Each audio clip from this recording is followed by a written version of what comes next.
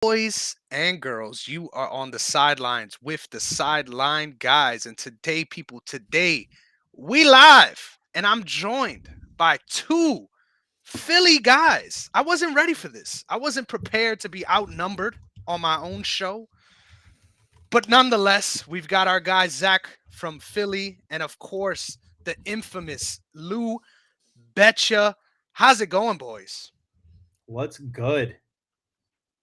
Happy to be here. Happy to be here. Another Philly guy. That makes me feel home. I was a little nervous coming in here, but I know I got some Philly representation, so I'm ready to get after it tonight. Yes, Enough of sir. this boring shit. The Iron Sheik, who is dead, would say, "Fuck the Philly," and "fuck Damn. Chris." We're going heel turn. And he would say, "Fuck the UFC Shanghai," because it's in the Vegas. Boys, Ooh. so I'll just say this. We got 2 UFC cards left this calendar year. We're ready to make money. Yes, sir. I wouldn't say no to money. I'll tell you Let's that go much. make some money. Let's go make. All right. Well, Zach, I expected to have the Philly swag here. I just got to take over. Let's make some money. Let's make some money. Chris, I like that idea. Let's get Chris, paid. Chris, you and I are long overdue for a show. Ready to make some fucking money? Yes, sir. Hell yeah. And I can't wait. We're going to start our show off just by recapping all the money I lost last damn week trying to make some plays on the show. But right off the top, Is that going to give it to me? Oh, hell yeah. Hell yeah. Let's fucking do it. I got you. Make that money. Make that money. Yes, sir. But right off the top, last week for UFC Austin, me and my guy Sean had a week. God damn it! I finished 8-4, going 118, 70 losses, 30 draw. I mean 30, 3 draws, 4 no contests. While Sean went 7-5, bringing his record to 121 wins, 67 losses. 3 draws, 4 no contests. I'm inching up, right? I'm only 3 games back now. I was down 5 a couple weeks ago.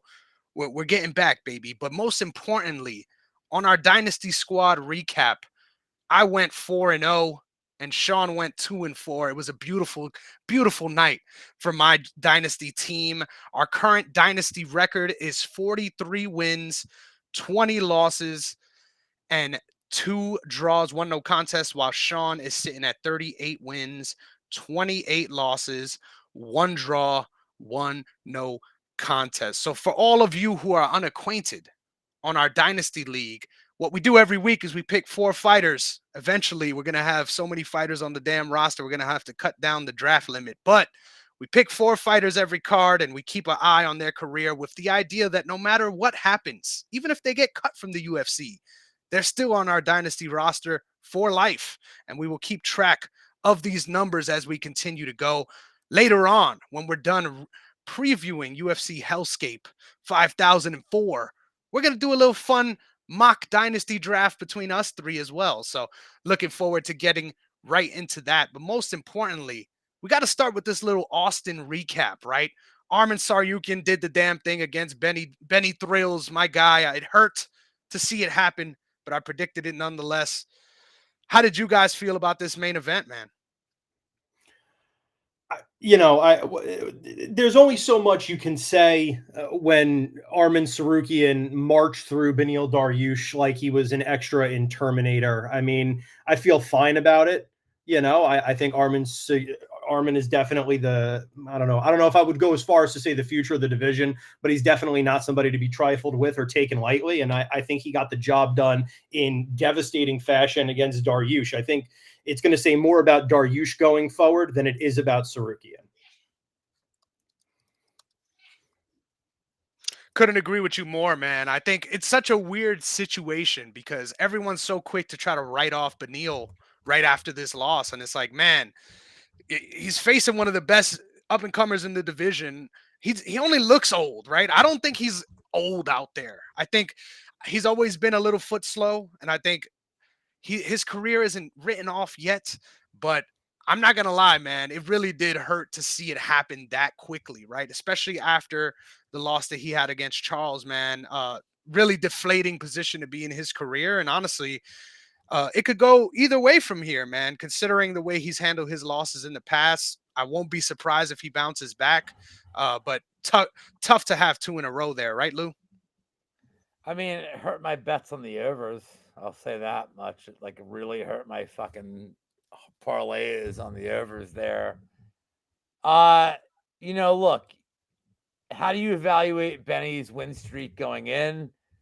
And like aside from the Charles Oliveira loss, which honestly I could shake his Oliveira loss off to big moment, big crowd, adrenaline dump, looked good for a few minutes and lost. When I capped this fight, I'm like, man, Tsarukyan doesn't really have striking, as good kicks, good takedowns, good aggression on the ground, but isn't the kind of guy that can like fist fight you on the feet. And now I'm wrong. Now I know, because he wrecked Dariush, who is not a dude. Like the last time he got wrecked like this was Alexander Hernandez, which was a cheap shot, like not like a real fight. Tsarukyan just kind of made him his bitch. And what do you say to that, dude? Like he wrecked him. Does this change my opinion on him going forward? No, man. Makhachev would just wreck him. Like this, him knocking out Dariush in less than a minute doesn't change it. Like I don't know what he does differently. He doesn't throw punches well. He kicks well. He's kind of like an aggressive grappler, but he doesn't have a grappling that Makhachev can't like immediately reverse. So I think Makhachev is like, I'm not worried. I love that you bring that up. If anything, Makachev's like, great, great, like make us more money, like good, be good, so I can wreck you on a pay-per-view. Heck yeah. I think Makhachev wants to move up too. So that's another interesting wrinkle. I wouldn't be surprised if we end up not even seeing that fight fucking happen. If we end up seeing an interim somewhere and the rest of lightweight sort of figures itself out beneath him. Yeah, there's no reason why he would want to take that rematch. You already won, you already did well, and he's surging, right? So such a weird position to be in. And I hate too that there's a little log jam, right? We still have this second Oliveira fight that needs to get figured out. So I don't get why people are like, hey, let's rush him into a title shot after getting this win. It's just like, man, we gotta pump the brakes a little bit, right? Like I get he's fresh blood and it feels good to have fresh blood at lightweight.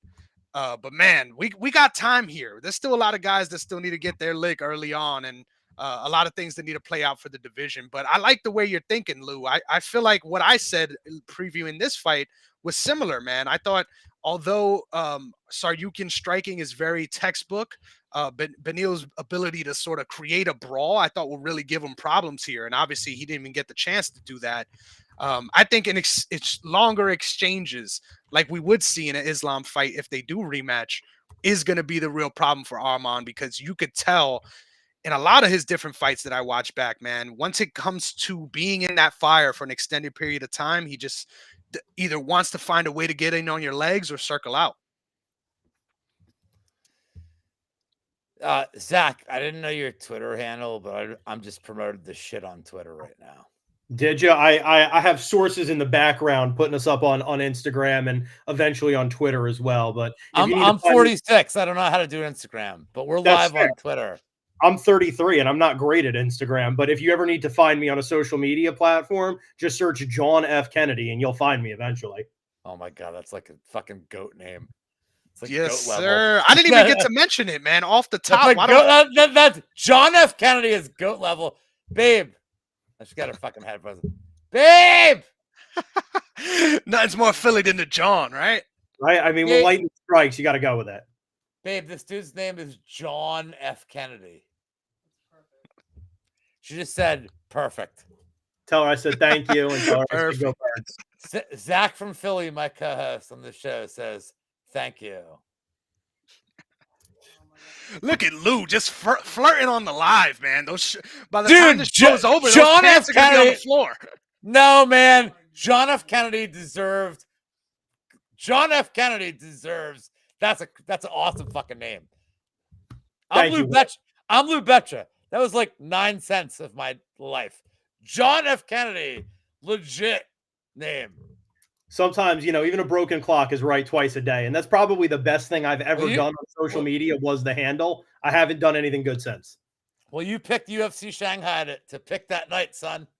Yeah. Thank God for that.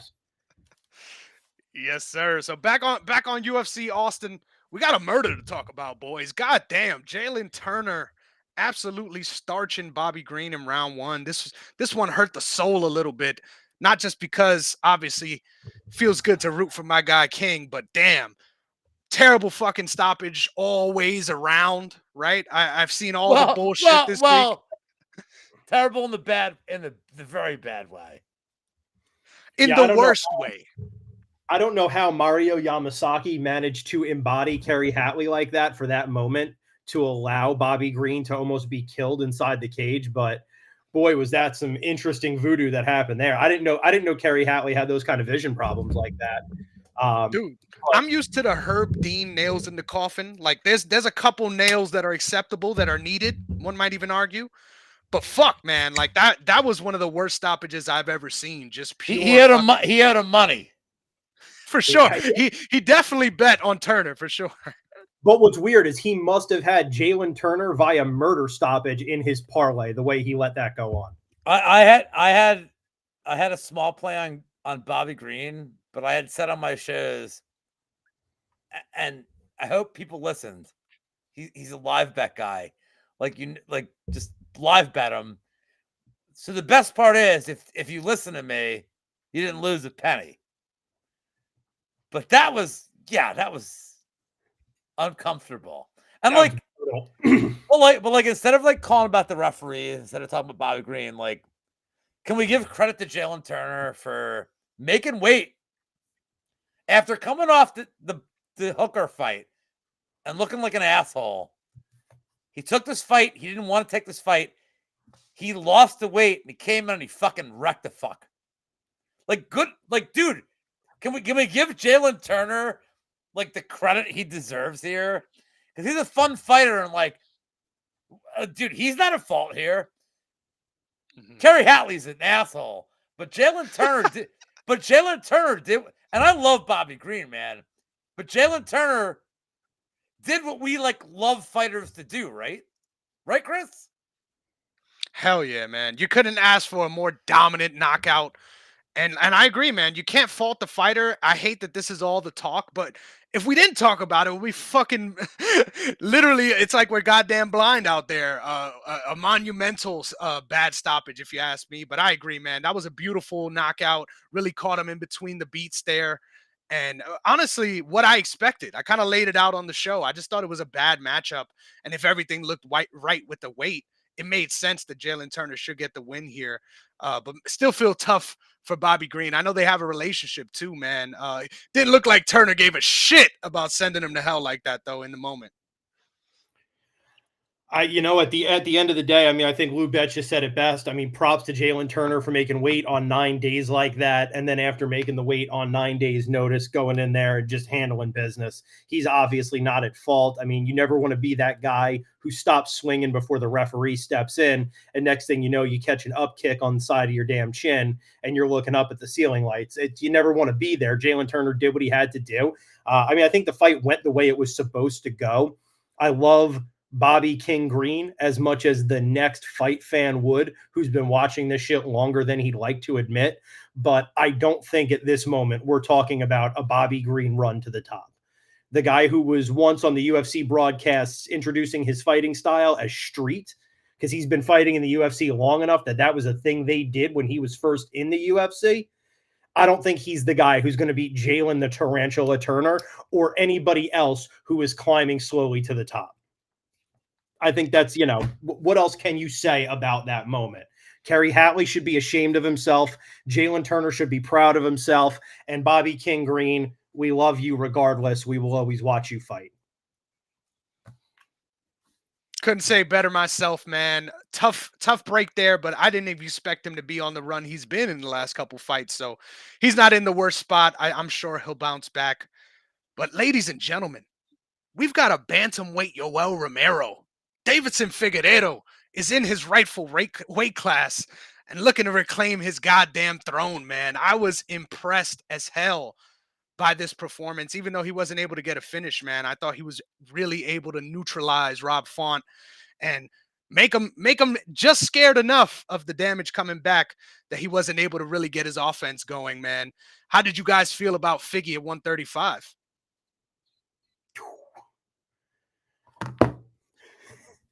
Lou, don't put that in the chat. Put that out for the people to hear. I mean, I come on. need it. I need it right now, Lou. We got some. He didn't bring Philadelphians on the show so we could. Rob Font can suck my cock, dude. Was that a big play for you, brother? Or as my girlfriend says, Rob Font can suck my cock, dude. What a horrible bet I made on Rob Font. What a horrible bet. Dude, I'm like, oh, man, he has a reach advantage. He's used a jab. Dude, I broke it down on like the 19 shows I did that week. I'm like, I don't know how Figgy gets in leg kicks. I guess what I made wrong was Figgy was just going to reach with the fists. And like every shot he landed was going to fuck Rob Font up. Rob Font, Chris, you're a wrestling fan, right? Old school wrestling? Pro wrestling? Not at all. No. No Iron Sheik? I know that. Of course I know the Iron Sheik. Our second Iron Sheik reference in 16 Rob minutes. Font is piece of shit. He is worst.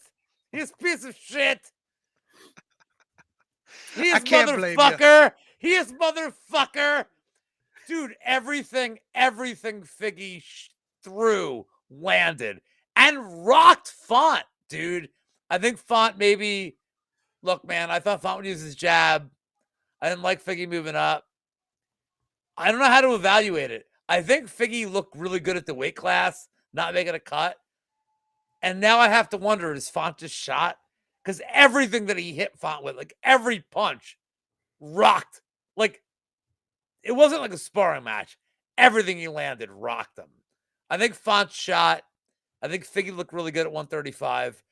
I also think that let's give Figgy like a real guy at 135. Like, if he, and I don't mean Jan, who I think is, dude, here, controversial take. Peter Jan's done and shot. Fucker's done, dude. He's done. He's shot. But, like, you give Figgy, like, fucking, sorry, who's O'Malley's boy? Who is that? Kyler Phillips, right? No, I'm getting it for the show, like the wrestler. Who's going to take him down? Who's going to... Come on, man. I'm trying to be funny. I love being on a podcast with Lou Betya because I am, for the first time in my life, the reasonable one here. I am, for the first time in my life, possibly a calming presence, and this is just so new for me. I have to adjust my whole energy this evening. I don't know how to do it. I really don't. This is just such a new experience for me to have to be a calming presence on a podcast.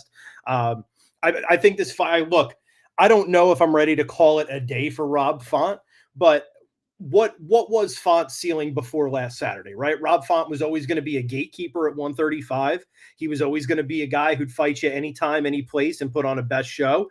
He was always going to be a guy, win, lose, or draw, who had, iron fists and an iron chin to match. I think Saturday night is just a testament to maybe how good Deiveson Figueiredo really is. And I think we kind of forgot for a while because he was in this war of attrition with Brandon Moreno trading back and forth. And Brandon Moreno is another one who I think is just incredible.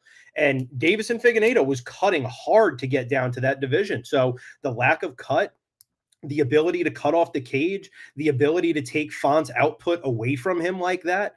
And, and this was one of those moments where it's frustrating to be a UFC fan, because if you were watching that without context, if you're watching that and you haven't been an MMA fan for too long, if you haven't been doing this for too long and listening to the announcers are trying to call this as if Rob Font was in this fight every round. And I think Rob Font was out of that fight the moment Deiveson rocked him in the first. And I think he was playing catch up and treading water for the next 2.5 rounds. So I think this is truly a testament to how good Deiveson is. I don't know how he stacks up. I want to see him.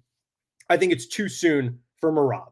but I want to see him against a grappler who's going to push the pace, who's going to put him on his back and make him battle back up, cage wrestle him a little bit. I want to see him against a real grinder in there to find out how good he's really going to be at 135. But test number one is Rob Font. That's not a light day at the office for anybody. Davison looked good. Great shouts, man. I honestly was most shocked by Davidson's ability to wrestle here. I thought he showed some really good wrinkles, trip takedowns and transitions, like just trying to mix things up in a way that I haven't really seen from him up to this point. So I think some dividends are being made over there with that team working in Phoenix. Fight Ready, I believe. We got to make sure I'm getting that one right. But man, I agree. I feel like it was a weird one because you could just say, hey, Rob Font shot. And honestly, I won't be surprised if that's the case. He's gotten rocked multiple times in recent fights successively, right? So it's a weird place to be in. But I just thought his ability to master range, right, and force Font to always be rushing in and not be in a position where he can comfortably double jab and get off his offense really did lead to him looking the way he did, man. But Lou, did you figure out who that wrestler was for us? No, but like, if for the people that are watching this that have watched me for the last year, I am not the biggest analytics guy. If you know Monk Maddox, that's my partner for forever. I have had this thing all year where I said, like, I don't like betting in the distance props against guys that don't get finished. Like, it's been like a lot of people do this, especially like a tender series. Like we see these regional guys like to cut down props. The flip side of this is guys like Font, where he's like, oh man, Font hasn't been finished, but he could have very easily been finished in this fight. And it's like the law of diminishing returns. You're seeing like Font is just the damage he's taken. It's just a matter of time before he gets finished. Like, my biggest problem going into that fight was like I saw Font against Yanez,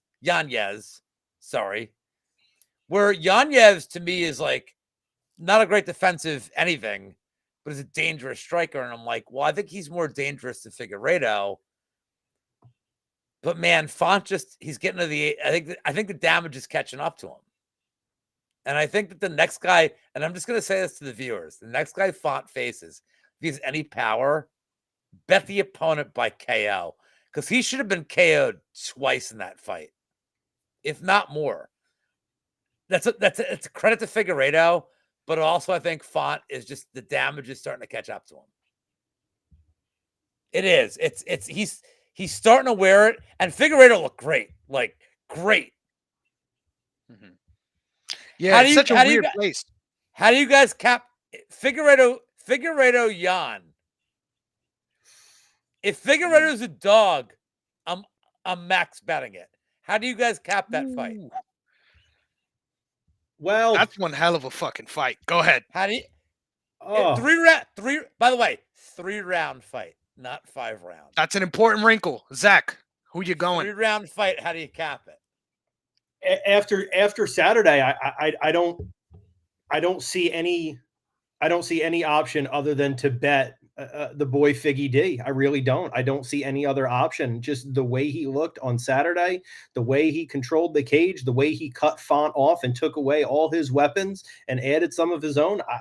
I don't see a universe right now where it's not Figgy D. I mean, you talk about diminishing returns. I think Lou Betya, I think you're right. I mean, I think diminishing returns is also starting to be a little bit more true for Petr Yan. I think ever since that O'Malley debacle, I think we've seen diminishing returns for Petr Yan. I don't see a reason to not max bet Figgy D on this one. Ooh, I love that you're on the opposite side of me here, Zach, because honestly, I've had a lot of time to mentally masturbate about this potential fight. I've been thinking about Jan Figgy for a while now. And whenever I look at this thing, I can say this on air. I can say that word on air. Oh, you're all fucked. You can say whatever you want, baby. We're live. I don't have a care in the world. But most importantly, I feel like when it comes to this matchup, my main sort of lean is, yes, I like Figueiredo at 135, but ultimately, I think Jan's ability to mix in the wrestling and the grappling later on in the fight, tend to lean towards Jan. I think something that Jared just popped in the chat. I'm gonna throw it up on the screen too because I agree. I think hitting those plays on the later rounds might be the damn way to go. That's my dude. Jared's my dude, man. If we're shouting out homies, in the chat, my boy Remy, who has been a fan of all of the MMA nonsense that I have talked over the years, is in the chat. Remy, what up, big dog? Thank you for being here. That's much love to you. Yes, sir. We got 2 Figgy Smalls picks and 1 Jan pick. Damn. I don't see the Jan pick, Chris. I really don't. I don't see it. I gotta say, I think when I look back on Jan O'Malley, I was incensed at that decision at the time. That felt like somebody kind of stepping on the scale behind O'Malley to give him that win. I thought it was a Jan decision, but I didn't think it was a good Jan decision. I didn't think it was an impressive Jan decision. And I have to say, I mean, Figgy stalked down Rob Font like he was a pit bull and Font was wearing Milkbone boxer shorts in there. Like he just absolutely stalked him for 3 rounds. I think that kind of pressure, that kind of power, that kind of intensity. I mean, I have to say, and I've maybe this is a little bit too much too soon. I've never been on the O'Malley train. I think Figgy D might starch O'Malley. Fuck it. I'll say it. I like that. And his ability to mix into wrestling too. Like I would definitely 100%, especially if he's an underdog, go all in on Figgy. Lou, what you got? I want to get to this card. I think we should talk about this current card, but just to Zach's point, O'Malley filled his role. He got them awareness. If O'Malley loses his next fight, in all fairness, who fucking gives a shit? Not O'Malley went in there like Snoop got to smoke tons of joints on air. We all got to love it. Dude, if O'Malley literally is a one and done champion, nobody cares. Dude, Dana's crying. No, he's not. Why is Dana crying? They love that man. They're propping him up every chance they get. Is Dana crying really? The amount of ratings they got for 135 with O'Malley for 4 fights, they're fine, dude. They'll move on. O'Malley's peak was winning the fucking title. Do you really think O'Malley's gonna have 7 defenses? It's done, dude. Look, I like O'Malley. He's hysterical. He's funny. I don't need him as the champ. That's his peak. I think Marab. Am I wrong, dude? Am I wrong or?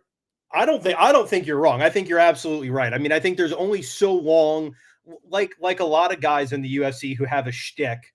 It's only going to go so long. It's only going to go so far. And sometimes these guys with the shtick, the best thing they can do for the shtick for the UFC's pocket is lose. Right? I mean, how many guys over the years have we tuned into just to prey on their downfall? And I think we're one title defense away from everybody wanting to watch that pink afro get punched off Sean O'Malley's fucking head. I really do. And I think put him in there and lock the door with Merab Dvalishvili. And I think it looks like an episode of Planet Earth where the cute fucking seal gets absolutely mauled by the orca and we all have to go to bed fucking sad because you don't want to see that kind of tragedy in the animal kingdom. You don't want to know what raw predatory instincts really look like. I think Merab mauls Sean O'Malley in an embarrassing way.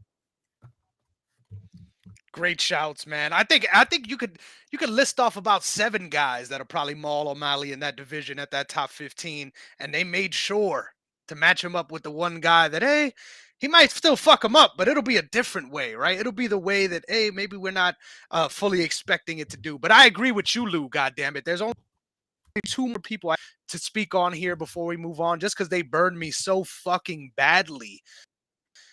Kelvin Gastelum just threw out a goddamn dud out there. I think everyone was saying, hey, she looked amazing. Sean Brady looked amazing. Yeah, I lost a lot of money on that one. Easy now. You got a true Philly guy on this podcast now. I lost a lot of money. I lost a lot of money with a stupid bet. A lot of money with a stupid bet, dude. I've been trying to tell people for years, Sean O'Malley is that dude. Sean Brady is that dude. I think he needed the loss. I think he needed to get stopped by Bilal I mean, there's nothing and this is true, right? What is the plot of every Rocky movie? He takes it lightly, he gets embarrassed, he comes back, he trains hard, and he goes off into the sunset with a big win. Sean Brady loses to Bilal. He dials it in, gets some injuries taken care of, gets back in the lab, absolutely embarrasses Kelvin Gastelum over 3 rounds. Philly, baby, all day. I feel like in some ways Gastelum just didn't show up for us, Lou. I deserve to lose every penny I lost. I'm not even arguing with that. Like, yeah, it was a big redemption moment, no doubt. But damn, it did feel like can I tell you why I bet on us. Can I tell you why I bet Gastelum at least? Of course, course, you forgot your roots. It's all right. Right. It's not about my roots. It's I'm an idiot who like loves Santino. Like we're friends.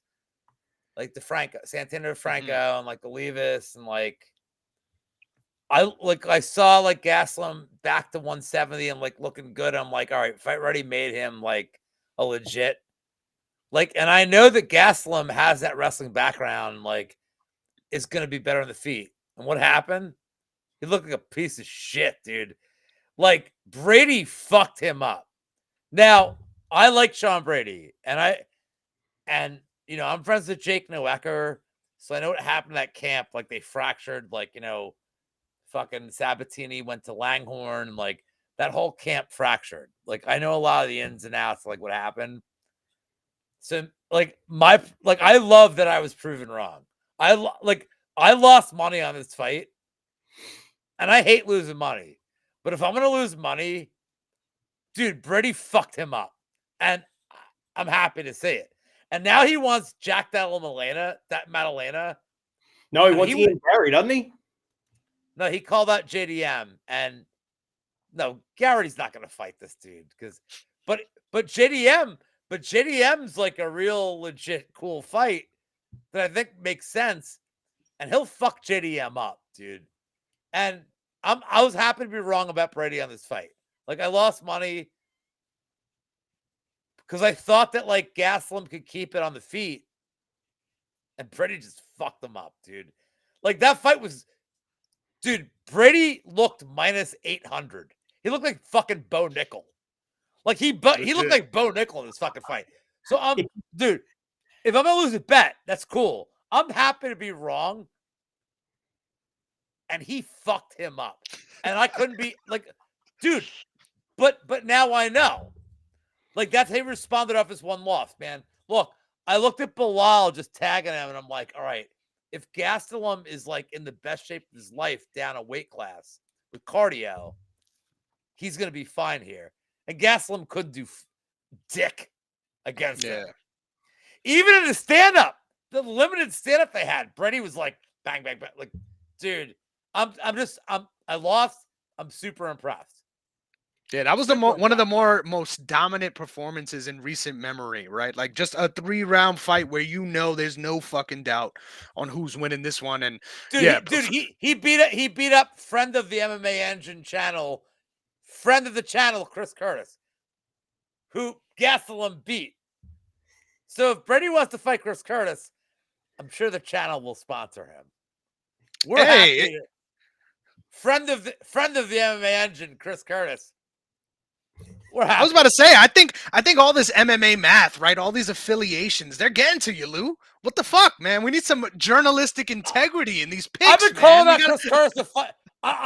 Zach, you don't know me. I've been calling out Chris Curtis for a fight, not in a cage, where he can't complain, for fucking 2 years.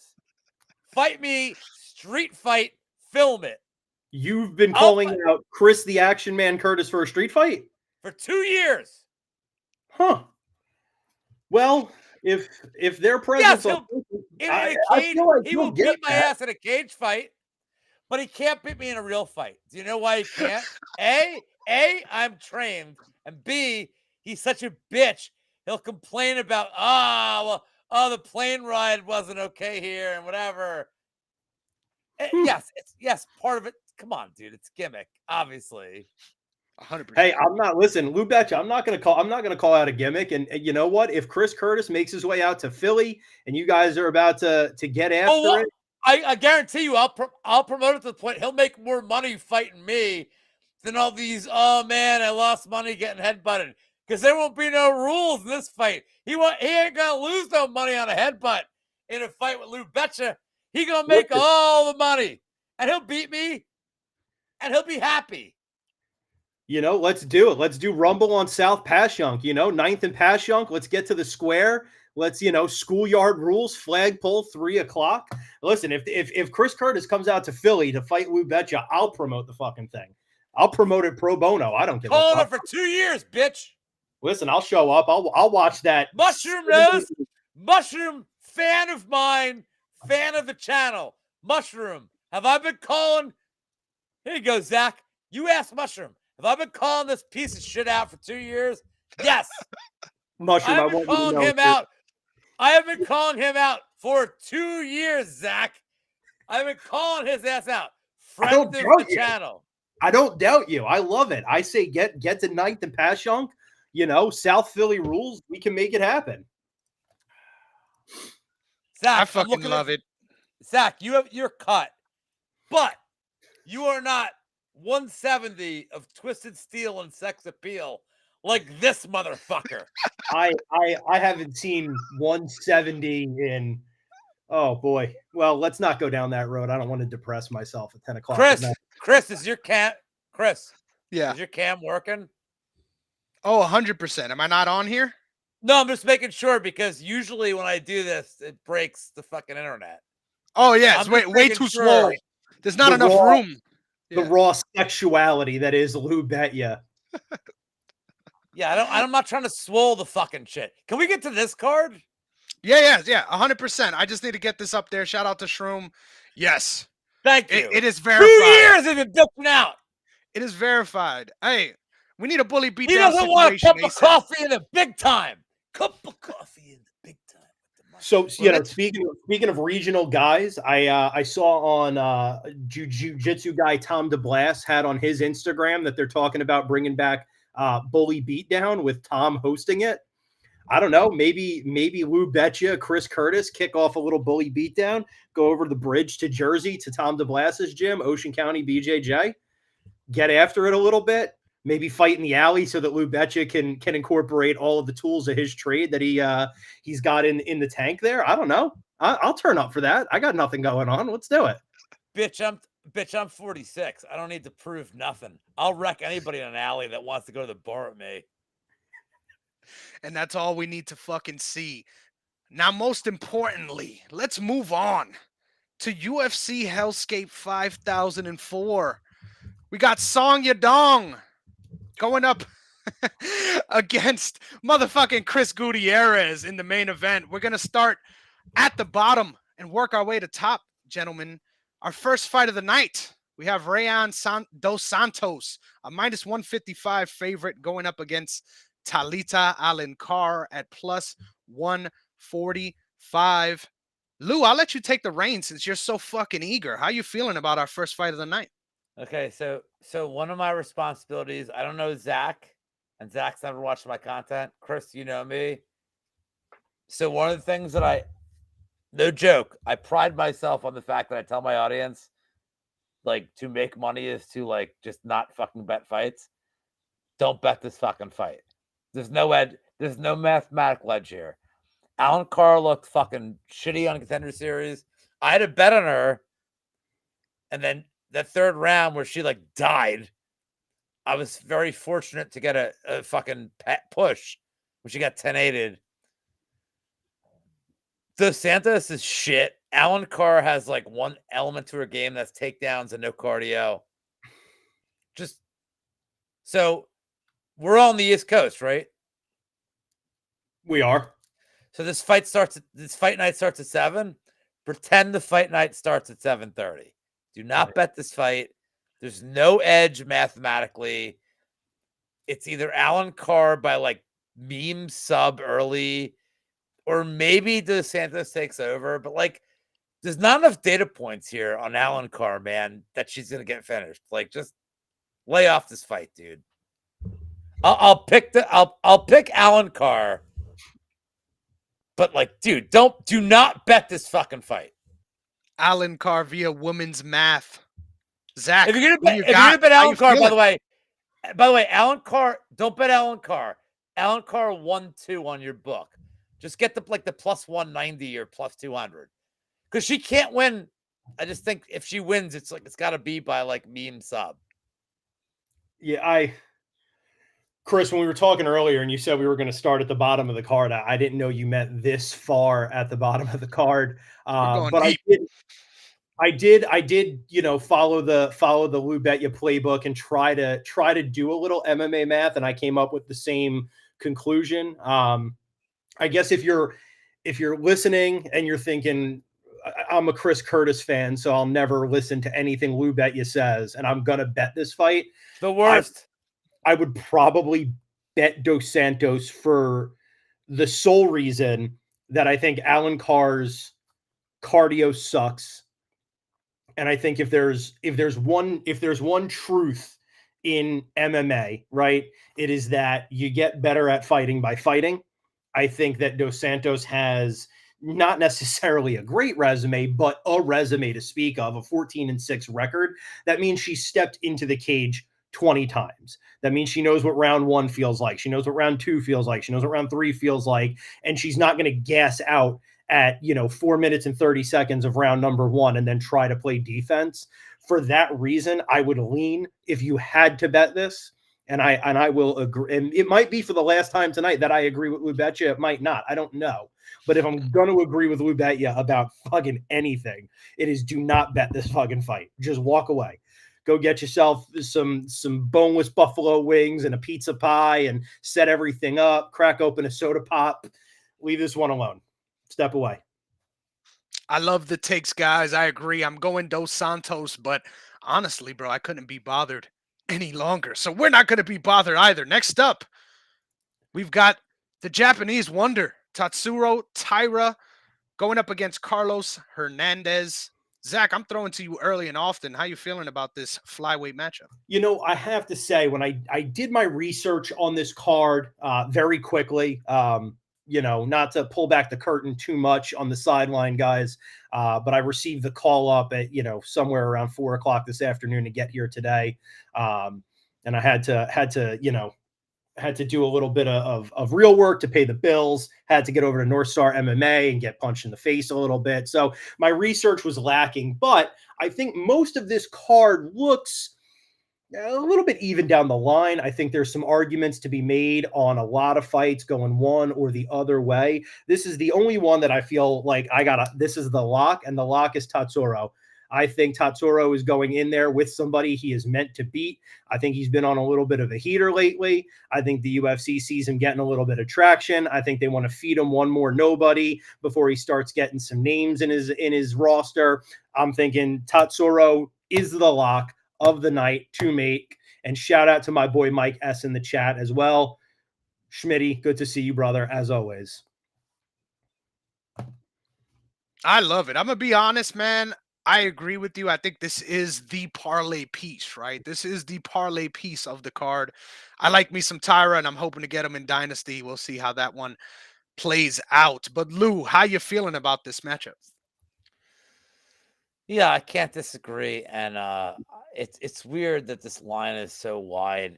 And the reason I say it's weird it's so wide is because he's coming off the fight with Aguilar, and he got bonked early and struggled to submit. He couldn't finish Aguilar. But I think his management team is really smart. Look, we're gonna have to say this a couple times in this card. This is a card that was literally scheduled to be in China. I realized that Taira is not Chinese, he's Japanese, but again, they wanted fighters that didn't have to make a big travel to China for this. Chris, you might say the only way he could lose is to get Pearl Harbored here.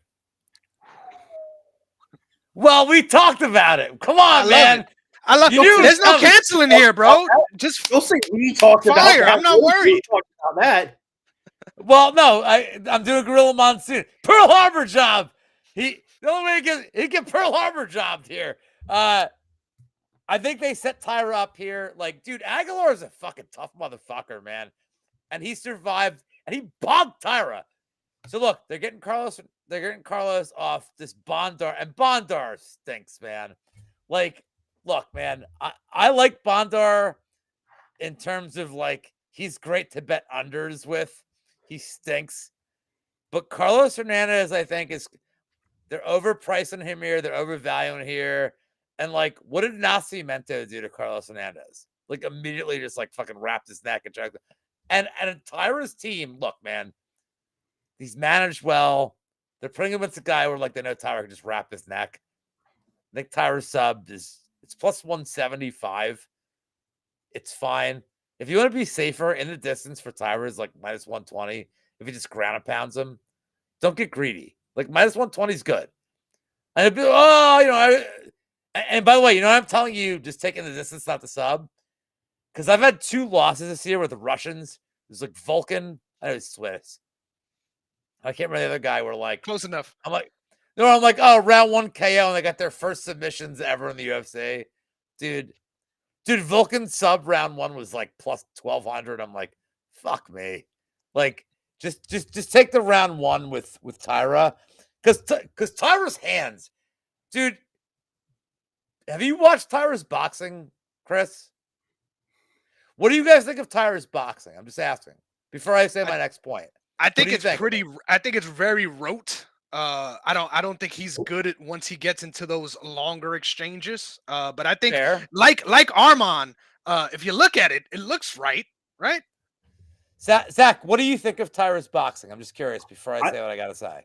I live in Philadelphia. I don't know that I can give a better word than rote to describe his boxing. That's an SAT word for Philadelphians. So, I think Chris said it best, right? If you said it right the first time, you don't have to say it again.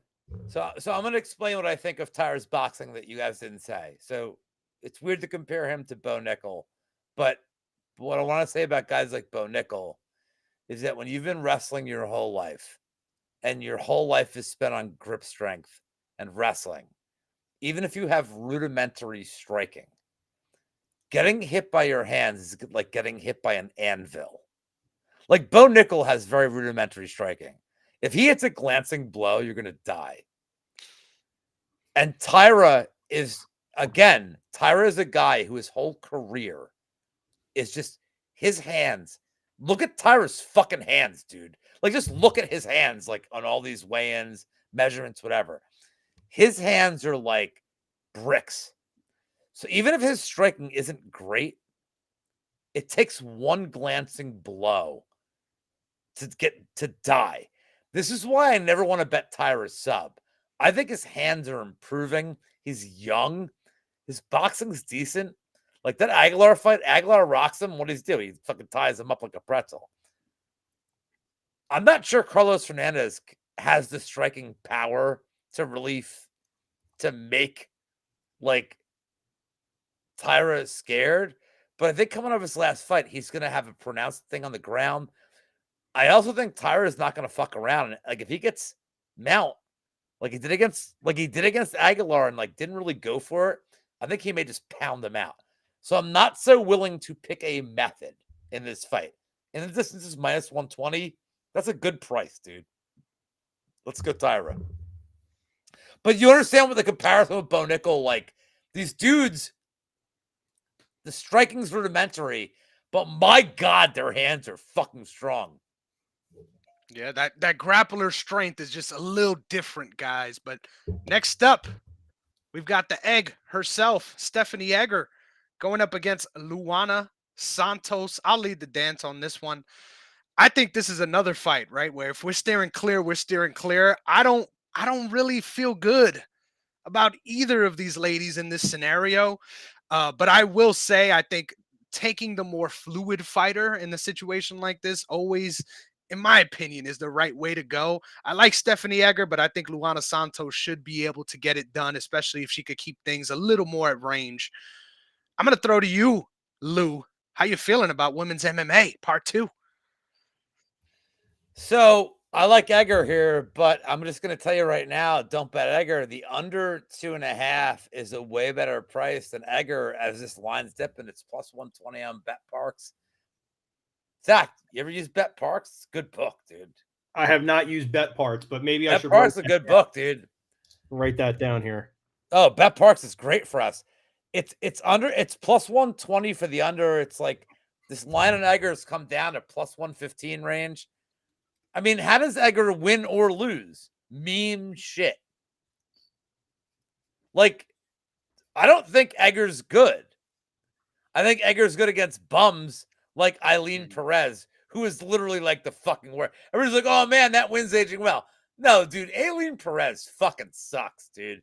Thank you. She's fucking terrible. Everyone's blinded by the cheeks. Like you got to see for what's going on in the damn cage, dude. And Like she almost died in her last one. I know. I Pudilova tried to get me there in the third round, man. But look, man, Egger, like her losses are meme shit to Bueno Silva. Like she's winning the first minute and meme sub, or she's winning the first minute to fucking Russian Ronda and get sub. So Egger's fights either she loses the meme sub or she gets top time and like wrecks a fucking bitch.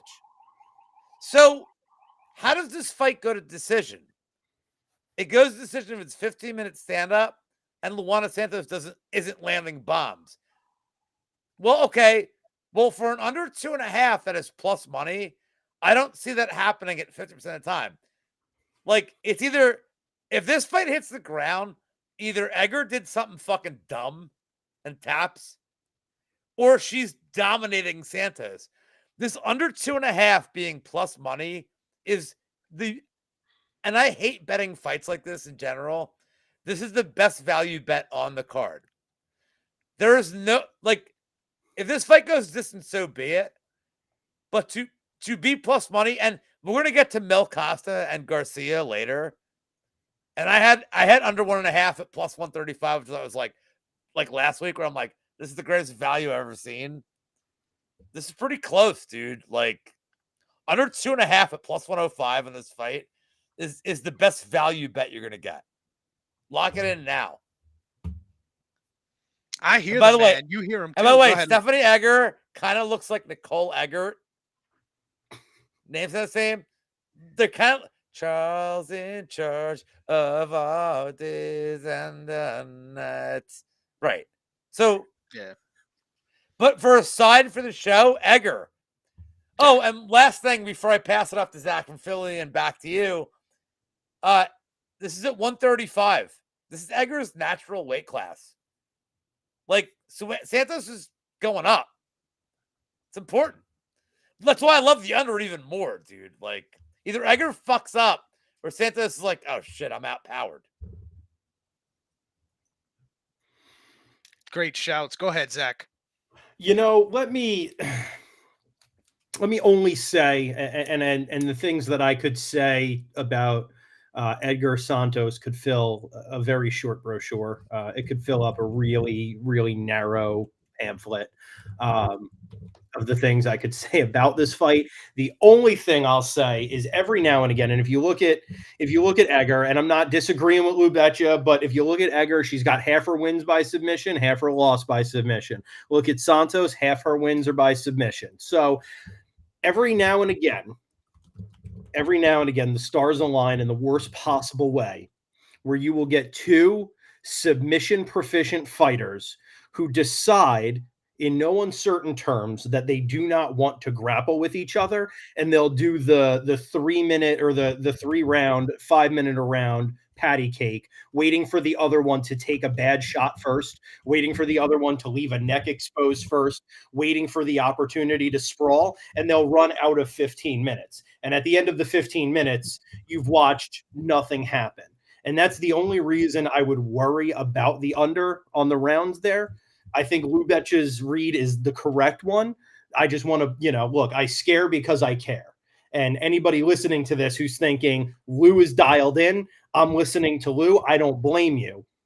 but I scare because I care. That's my fear about betting the under on that one. But I don't have a better take.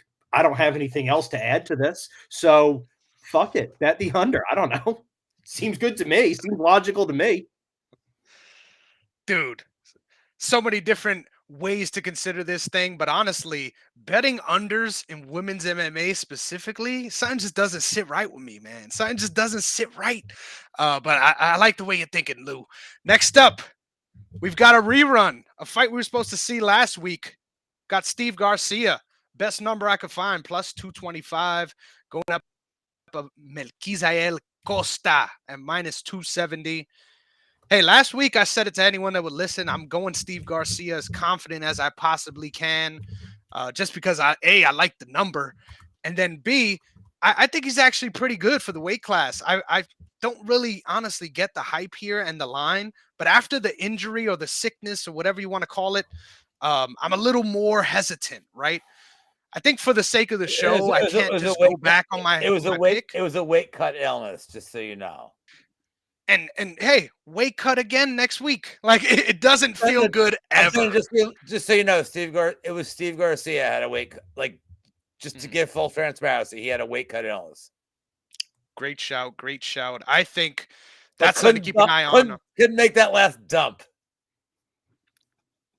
That last little shit at the end, couldn't cut the hair, couldn't do anything to get those little no hamster turd to get over the hump.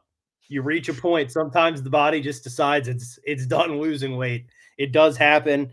You know, it does happen. You run out of sweat eventually. I mean, look, the old school trick over there is, you know, you take a tin of Copenhagen or Kodiak, something with a good amount of fiberglass, and you throw a horseshoe in the top and the bottom, and you just spit that last half a fucking pound out.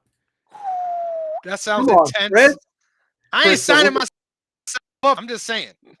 It'll get you there. I'll come up to New York. I'll bring the trash bags. I'll bring a tin of Kodiak. We can jump rope. We can do a full weight cut. I love it. A little mock weight cut. Honestly, bro, fuck it. I'm going to stick with my guns here. I'm going to go Steve Garcia. I think he has power in this matchup. And I think I've seen Mel meme himself into some bad situations already. And I think Steve Garcia is underrated with how dangerous he is. So give me Steve Garcia. How you guys feeling? I don't know that I would bet on Steve Garcia so much as I would just not bet on Mel. So, you know, the logic checks out to me, right? What else is there to say? Looking at Mel, I don't see anything in Melk that would make me want to disagree with you. So yeah, Steve Garcia it is. Lou, are we tripping? No, I'm really mad that I lost my under 1.5 at plus 135 that I fucking locked in last Tuesday. Now under 1.5 is minus 115. So I lost my money here. Yeah, I mean, I fucking loved Garcia last week, dude. I'm like the only one in the community. I was like, dude, I fucking love Garcia here. This is bullshit. I mean, do you want me to break down the fight for real or like what? I don't know what we're doing here. Whatever you're ready to do. You could go either way. I'm ready. So like the big thing, well, I don't know. Like the big thing that made a community last week is like, oh man, Koss is like he's this tough guy, he's durable, and it's like, but he's not. Like, you look at his like regional fights, and it's like, dude, all he's facing is grapplers. And the one dude he faced that was a grappler or a fighter, striker, Tom Santos, is terrible. It's like 6-7, and Santos like bonked him twice. Dude, Garcia, like we know what we're getting from Garcia. He's gonna be like aggressive as fuck for 3 minutes before he dies. And I think he's gonna test the durability of Costa. And if you like, I said this last week, if you like Garcia, dude, round 1 KO was like fucking like 16-1 last week. Like, dude, if Garcia wins, it's like bonkage, like immediate fucking bonkage. If this thing gets extended and Costa can find his range, I think Costa could fuck him up, could find a submission actually. Like, Costa loves backpacking. I think he could find a submission on Garcia. And the price is crazy, but like the under 1.5 to me, like at plus 135 was great. Now I will tell you, fight doesn't start round 3 is minus 120. Don't get greedy. Love the price. Love the price for that. I think Garcia just cannot get to the third round here. The last time we got to the third round was the Luis Pena fight. Luis Pena does nothing on offense. He is a legit, like, I want to hold you from back position. Dude, Mel Costa, like, wants to fuck you up on the ground. And I think, like, dude, the voices are getting to him now. Like, he needs a finish, dude. That Austin Lingo fight, man. The one biggest problem I have here, breakdown-wise, is that, like, do you know where Garcia is most valuable? To the head. And Costa is, like, a body kick guy. So, like, I don't know if, like, he can, like, can he throw a head kick in here?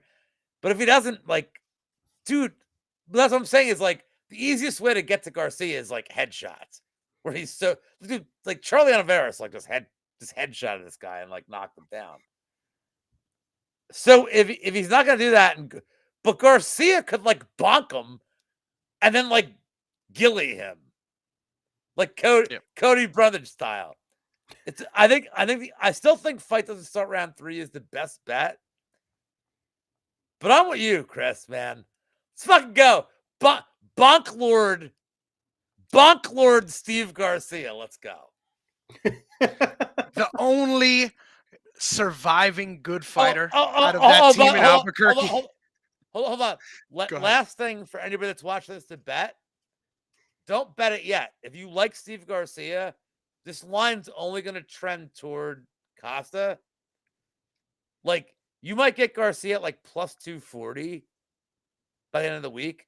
Just take his KO. I mean, dude, you're going to get a better number.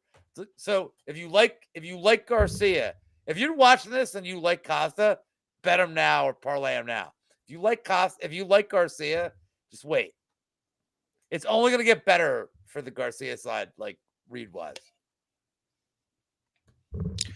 My guy Lou got the angles, baby. My guy Lou got the angles. You could tell. I have 25 years of sports gambling. Like, I'm telling you. Yeah, I was about to say, you could tell this is your fucking nobody right now is rushing to bet Steve Garcia.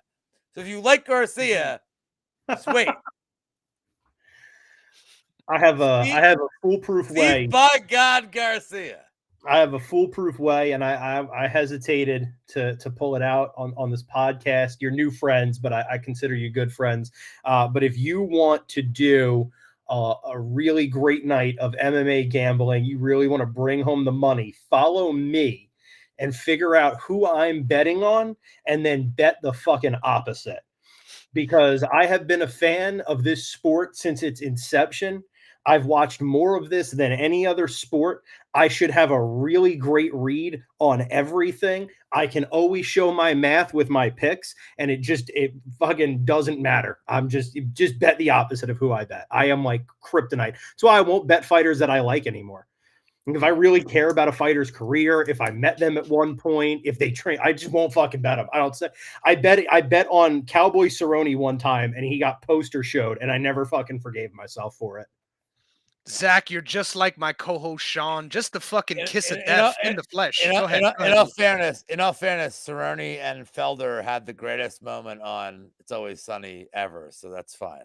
They absolutely did. I got to meet Donald Cerrone at Daniel Gracie Philly like 12 years ago. He was just a genuine, sweet person, hung out, trained with everybody, took pics. I was already a huge fan. That like cemented him as my favorite fighter. I was like 23 when I got to meet him. And yeah, no, that was it. I bet for him one time. He got poster showed. And I was like, that's it. I'm never betting a fighter I fucking care about ever again. I can't do this.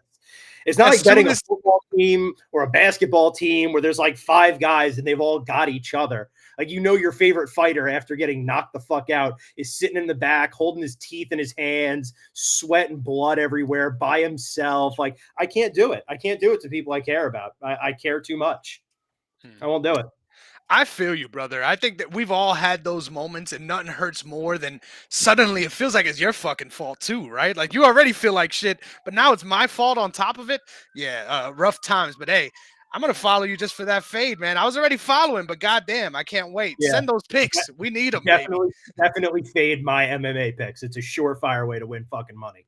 Well, next up, we're taking our first walk in the park tonight. We're going to be taking a couple, but let's get this first one out of the way. We got Hyung Sung Park minus 500 going up against Shannon Ross at plus 440. I'm going to be real with you guys here. This is a weird spot. Now, I agree that Shannon Ross should be the underdog and probably a sizable one at that. I think he has obviously shown that he can put together a great game, but he needs to survive in order to show you that he can put together a great game. And I just feel like obviously in this matchup, Hyung by absolute murder just seems like the play, right? Just seems like the monumentous thing to point towards. I'm going to be real with you guys. There's something in me that just wants to throw $5 on Shannon Ross here. It's $5 I probably never want to see again. But I think there is a world where he comes out of this one with a grinder of a win. But more than likely, this should be Park by murder. I think it's always easier to lean towards fading an older guy, especially at these younger weight classes. So give me Park. Zach, can you talk me out of this? Or are you also going with Park by murder? Fuck no, I can't talk you out of this. The Turkish Delight is on a 3-fight losing streak. Each one has been stopped in the first round via murder. There's no world in which I could talk you out of this one. But I will say, Chris, and they don't pay off very often. But when you see something that's this wide, when you see the odds are this far apart, it is fun every once in a while. Maybe you got a little extra gas money at the end of the week.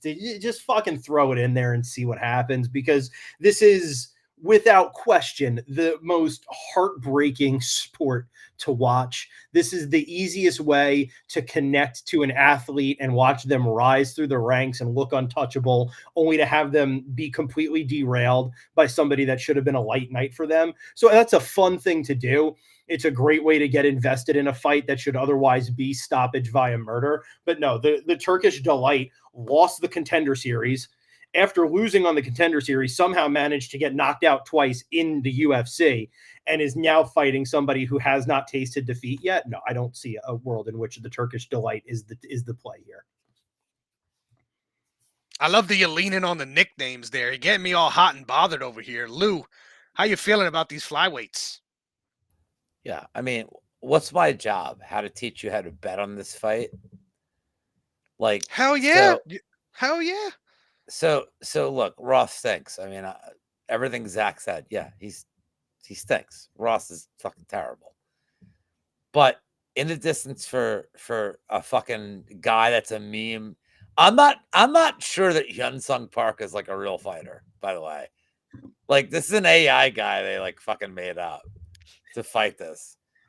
Like, there's two Parks in this fight. One's the Iron Turtle, we're gonna get to later.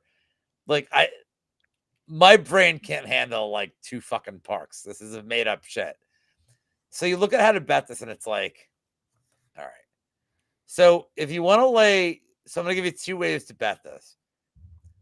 If you want to cut down the money line and the in the distance, like round 1, round 2 is minus 240. By the way, that's my partner. Yes, sir. The other mechanic under the hood of the engine. God damn it. Monk Maddox is my life, dude. We're partners. We reach around, but more importantly, every Thursday night, midnight, the Monk Maddox and I, for 2 years, telling you guys how to do DFS, gamble, and more importantly, say all the weird shit that like nobody cares about. Monk's my dude. Thank you, Monk. I think the best way, if you want to attack this fight, you can't bet any of these fucking props. Dude, by the way, Park is not that good, man. I watched his road to the UFC. Dude fucking sucks. Like, Zach saying how Shannon Ross sucks. He's not wrong. Like, Shannon Ross is chinny. He's chinny. He got knocked out by Aguilar. It was like first knockout ever. Like, dude, he's terrible. But like, if you watch Park's fights, the limited tape we have, he likes takedowns. So if you have to bet this fight, his submission is plus 175. The KO is listed at like minus odds. Just take the submission, dude. You get plus money. He's probably going to go for takedowns here. If his regional tape is like an indication, he's not going to attack the chin of Shannon Ross. He could get a ground and pound, like I get it.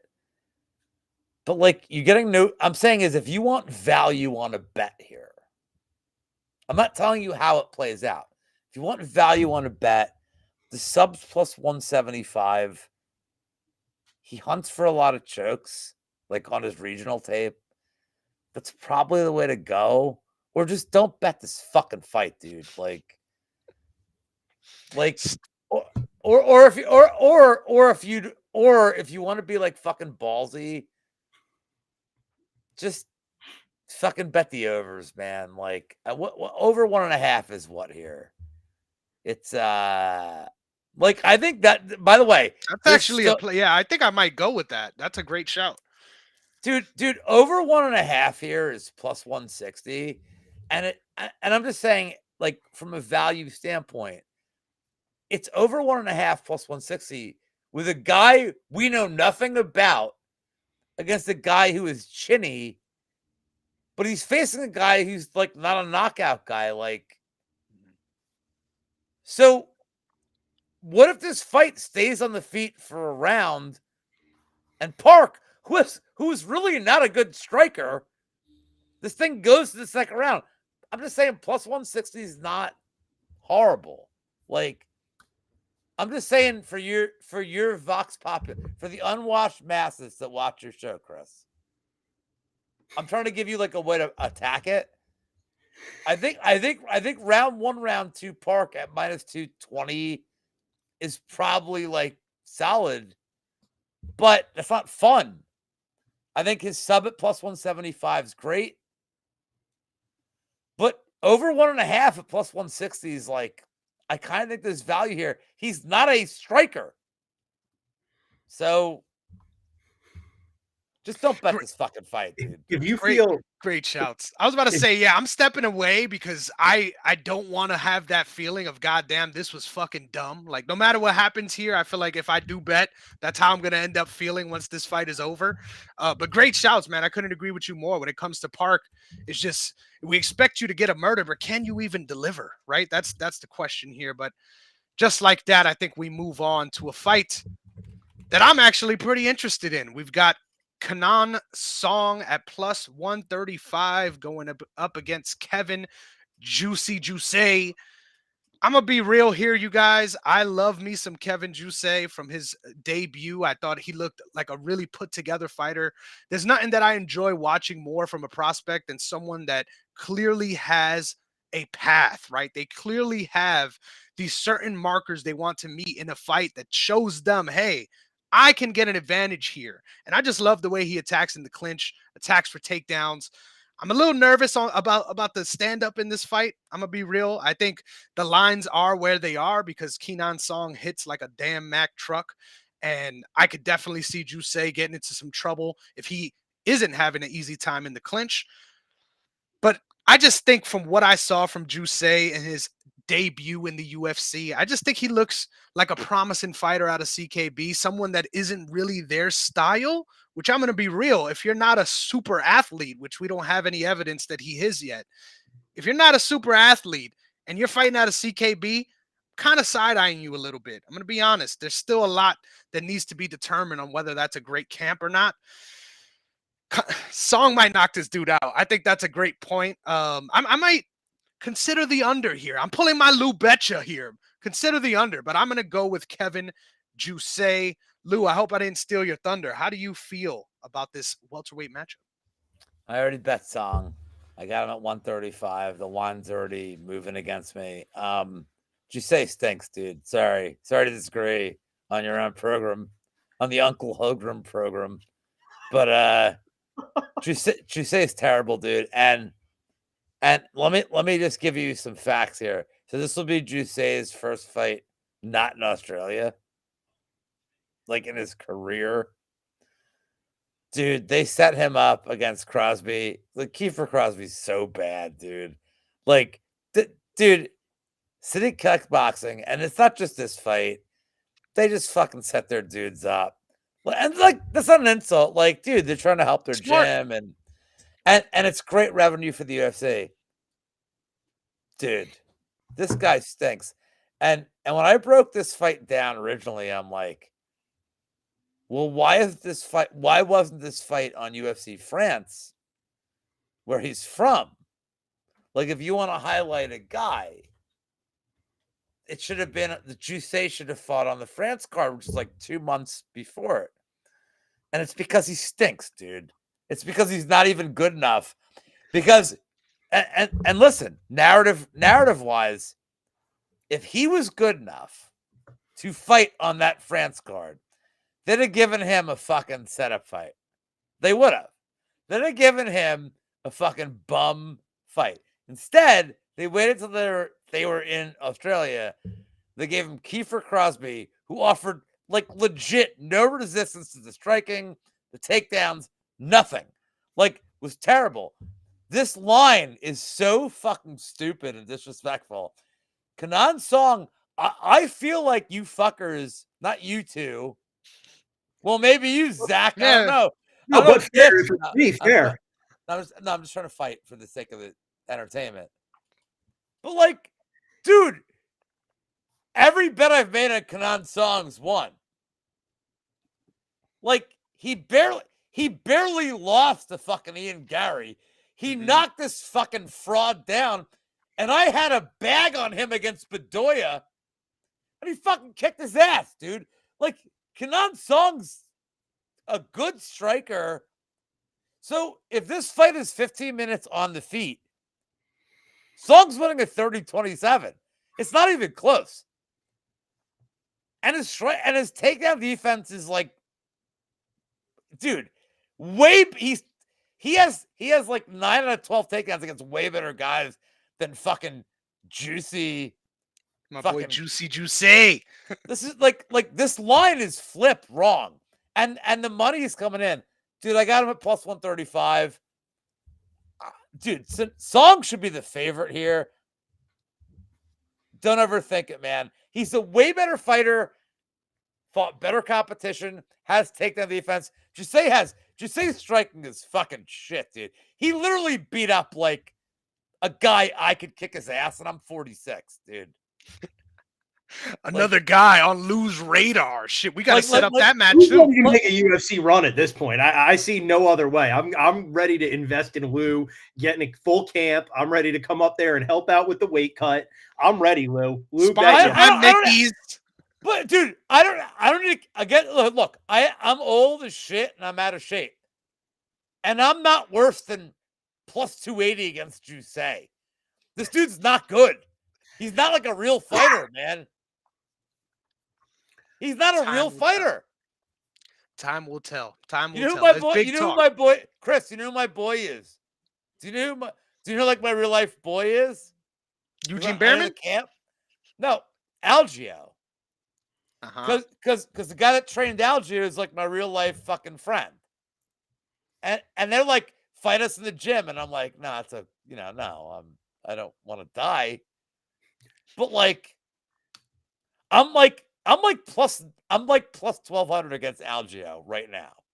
I could land. Because I know the gym, and I know I'm like, he won't expect me to like crack him. Okay, I'm like plus 300 against Jusay. I'm just letting you know, this dude stinks. Jusay couldn't take me down. This dude has no takedowns. He took down Kiefer Crosby, who's like, this is how, he's literally like fucking Von Kaiser in Punch Out. Like, here's my takedown defense. His hands are here. So he gets taken down. It's like, oh no. Dude, all I have to do is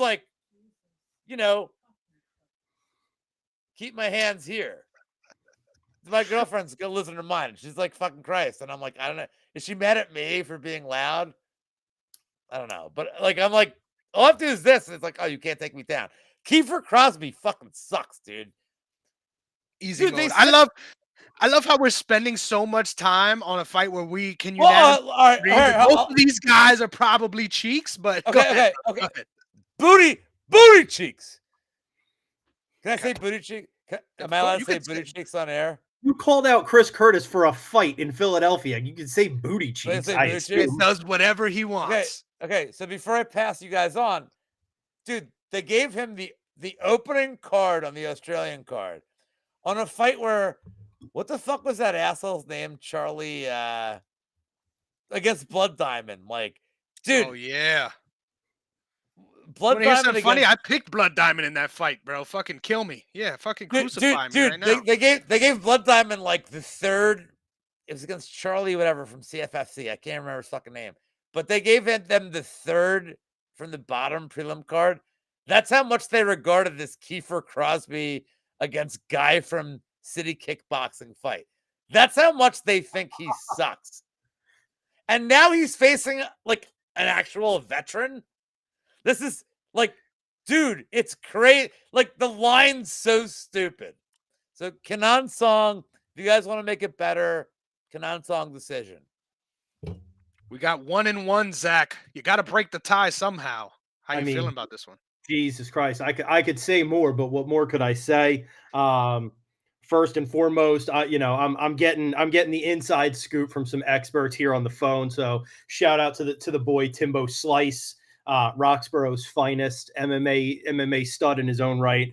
He said it best. He said Song throws heat, and I have to agree. I think if you look at Juicy, and you look at where he's won, and you look at Kenan Song, and you look at where he hasn't lost, I think that answers the question for you. I don't want to pull us off the mark any longer. It's Kenan Song. Next fight. I'm really surprised by this because I'm actually feeling pretty confident. I can't wait to check in with you guys on this one. But next up, we've got Mr. Muniz at plus 155, and we're taking our second stroll in the park, baby. Jun Young, the Iron Turtle, Park, gives you a minus 170. Was really surprised to see this line, even though I like the way it's trending. Zach, I'm going to throw to you first and let you get it fresh. Who you got in this one? You know what? Let me keep it short. Let me keep it sweet. It's Iron Turtle, baby. All day. I like what that dude puts out. I like what he's doing. I think he's tough to beat. I think he's hard to kill. I don't think Muniz has the arsenal to do it. I think it's Iron Turtle. Okay. What can I say? God damn. Okay, hear me out here. I love me some Iron Turtle. I'm gonna be very. My mic's hot, by the way. When you need me for my turn, just so you know. Oh, I know you're ready to go. I know you're just pants at the ankles, stroking it right now. Hey, maybe the shorty's helping, but it's okay. It's okay. Mug shorties. We'll keep it rolling. I think Andre Muniz is live here. I think his submission capabilities should not be discounted. I feel like that's where he wins this matchup. But my issue with it is I haven't really liked what I've seen out of his wrestling. He's a very powerful dude, so you would assume, right? But from the actual takedowns and moments where he's gotten in these spots, to me, it feels like an opportunistic grappler more so than a dominant, I'm going to take you down, rinse and repeat until I get the submission. In my opinion, Jun Young Park is underrated when it comes to fight IQ. This man can win in any phase, even though he isn't great anywhere. And I think that's what gets him the win here. I'm also taking a second stroll in the park. Lou, tell us why we're wrong, brother. Oh man, so I gotta break the tie here. So this is a fight that's like fuck with my head because there's no tie. There's no tie. We are all we are both in agreement that it's Park. So, well, I love the Iron Turtle, but my job as a guy who is a YouTuber and old, I take a lot of stock into how to bet fights. And I think that if you like the Iron Turtle, you live bet him. You never bet him pre-fight because after one round you will get him. And Clint, you know Clint? Zach, do you know Clint? What's Clint's last name? I mean, then no. Like, you know Clint. You either know Clint or you don't. Like, Clint's Mr. Capella. Clint McLean is a fucking maniac. Like Clint's a tick. I mean, saying it's like when he wins a bet, he like loses his mind, and either you love him or you want to punch him in the fucking head. And he's a friend of mine, and like there's times I love him, and there's times I want to kick him in the face because he knows that like and he's on Muniz, and he's on Muniz pretty big here. But what I disagree with is why he's on Muniz. Because to me, if you're on Muniz, like Zach, I'm with you. I love the turtle. But why bet him at minus 200 when you either A, bet him live, or B, I like him 2-3 because if he survives the first, he's going to fuck Muniz up. What I worry about is like this is a trap. Zach, you bet other sports, right?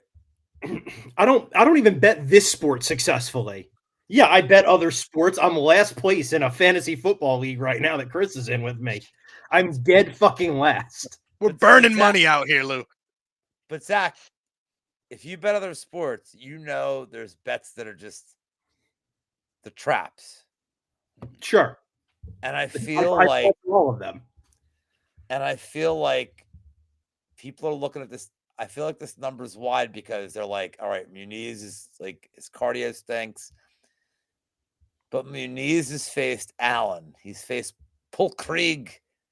Like, he's faced like really good dudes. And like, you look at Turtle streak and like, and he won that Anders fight. I don't care what they say. Like, he won that fight. But he's facing like the Joseph Holmes, like fucking Tululin, as my friend Monk would say. Like the level of opposition's been crappy. And I feel like you have to look at that when you look at this line. So to me, it's like, if you like Muniz, you have to bet him like round one. And you have to bet him round one sub because his striking is fucking terrible. But if you like the turtle, just wait, man. Just wait around. You'll get him at like plus 130, 150, maybe more after one. And you'll find that's the bet you want. Or you bet turtle round 2, round 3. Look, my pick is the Iron Turtle. But like, this line is a trap, dude. This is a trap line to bet him. I don't want to bet Iron Turtle at like fucking minus 200. And the best part is you don't have to. You get him live at plus money, or you bet him round 2, 3 at plus money. So that's the way I would approach the fight, is what I'm saying. But like, Muniz is not as bad as people are letting on right now, man. Dude, this is kind of a step down. I fucking love the Iron Turtle, but this is a step down from like Paul Craig, who is like a legit specialist, and Brendan Allen, who is a title contender. Like, this is a step down, dude. And even Uriah Hall, who is like no fucking joke, dude. Like, Uriah Hall, who won me the most money with his knockout of Weidman. Oh yeah. In quotes. We don't have to bring up painful. I know. Well, I had him KO for 4 units, and I'm like, well, I win that. But I'm saying is, if you like the turtle, and I do, just wait. No reason to bet him pre-fight ever. Look, if you don't want to take Lou Betya's word, I got a lot of people chiming in on the text threads right now, giving me their thoughts. Jersey Jess says, don't leave your pants around your ankle stroking it, because you got to be ready for an Iron Turtle live bet. So if you don't believe Lou Betya, the people have spoken out as well. Yes, sir. And like that, we move on. We've got Nasrat Hakparas at minus 185. Talk about a motherfucking trap fight. That's a trap line right there. Going up against Jamie Malarkey at plus 170. Listen, I already gave a hint that we do Dynasty here. Before we wrap this up and do our little Dynasty exercise, I'll be revealing the picks between me and my co-host. This was my co-host's first pick. Nasrat Hakparas was his first pick of all these fighters here. And goddamn, I'm going to be honest with you guys. That made me so fucking happy, right? Because there's so many different ways I could go considering he went that way. And man, I'm going to be real here. I don't like Jamie Malarkey or to put money in Jamie Malarkey's hands. I'm not going to be betting him on this angle, but he's very live in this matchup. I think it's weird because I don't I don't like either of these guys' consistency, but when it comes to power and what they have proven, I think Nasrat Haqparast makes sense that he's favorite. But I just got a weird feeling here that either this fight is going to be a quick knockout for Haqparast or it's going to get grindy and it's going to get grimy. And I'm not going to lie, I see ways in which Jamie Malarkey can pull this one out. It's going to take a lot of grit. It's going to take probably avoiding getting finished in the first round. But I'm going to be picking to be official here. Give me fucking Jamie Malarkey, the dog, against Nasrat Haqparast just because I don't think he's that good. Lou, I'm going to throw to you first here because I'm really intrigued to see how you can find a way to make money here because beyond Jamie Malarkey and trusting in it, I think we need another little angle here. I think Haqparast at less than -200 is like amazing value, and I'm just gonna give you guys a little different take that I was gonna save for my show because I like to have one insight that nobody in the community has, but I'm just gonna share it here because I think this is important. So, what are they judging now more than ever? Everybody complains, everybody's like bitching, moaning, but this is the one thing that the judges are doing right now: damage. And I'm saying that for this fight because you're getting guys like Darren Elkins, who like I fucking love, but like these dudes, like, hold on, Chris, you're a wrestling fan. Mhm. All right, so Ric Flair, every time he gets hit, it's cut. They're supposed to judge on damage, and whether it's fair or not, you look at Malarkey's last fight against McDessie, and I think McDessie won that fight. McDessie is not a power puncher, and McDessie, by barely hitting this dude, his face looked like fucking spaghetti. Haqparast is so much more volume that even if you think whatever you think of Malarkey, his face is going to be so busted open like immediately that Haqparast with an even volume fight is going to win on damage because I don't know how Malarkey lands punches on Haqparast. Like, he's not taking them down. He's not. Because Haqparast takedown is like super underrated. It's going to be 15 minutes of striking. It's going to be Haqparast just... And I actually like the Haqparast late KO here. Love it. Like, and it's priced really well. But I think Haqparast wins this fight at a very high clip. And I've been really accurate on Malarkey. I had Malarkey decision against Prado because I'm like, this pussy can't finish him. I had Naimov against, like, I've been really good at betting on or against Malarkey. I had McDessie plus 3.5 plus or minus 115. Like, dude, Malarkey is like this celebrated, romanticized guy. Like, he's such a badass. He's fucking cooked. He's fucking cooked. And Haqparast's last fight against Landon, like, dude, Haqparast could have gotten a KO, and then he got his legs kicked and showed some like, and dude, you remember that fight was like for the people in Morocco, like with the earthquakes, like, do you remember that? Everyone's tuned in. But I'm saying is Haqparast was like, before that fight, it's like, this is for like all the Moroccan people. And this wasn't like a typical Haqparast fight where he like kind of dances on the outside. He was going for a KO, and Quinones, like, dude, that dude was like, he's from that fucking Brazilian gym where they all do asparagus. And like, dude, Haqparast landed watch that fight back. Haqparast landed every fist and got leg kicked. And it was very clearly that his legs were compromised. He didn't give a fuck, dude. That third round was like that third round was like one of the best rounds of UFC of the year. And it's going to get like overlooked. Haqparast was throwing bombs. And dude, that was one of the best rounds I ever saw. If Haqparast throws 70% of what he threw against Landon Quinones, he's knocking the fuck out of Malarkey here. I like the KO. And it's crazy priced here. Hold on. It's Haqparast KO. Dude, it's plus 2. Dude, it's plus 475 on Unibet. I think Haqparast knocks the fuck out of Malarkey at this point. Dude, I don't think this...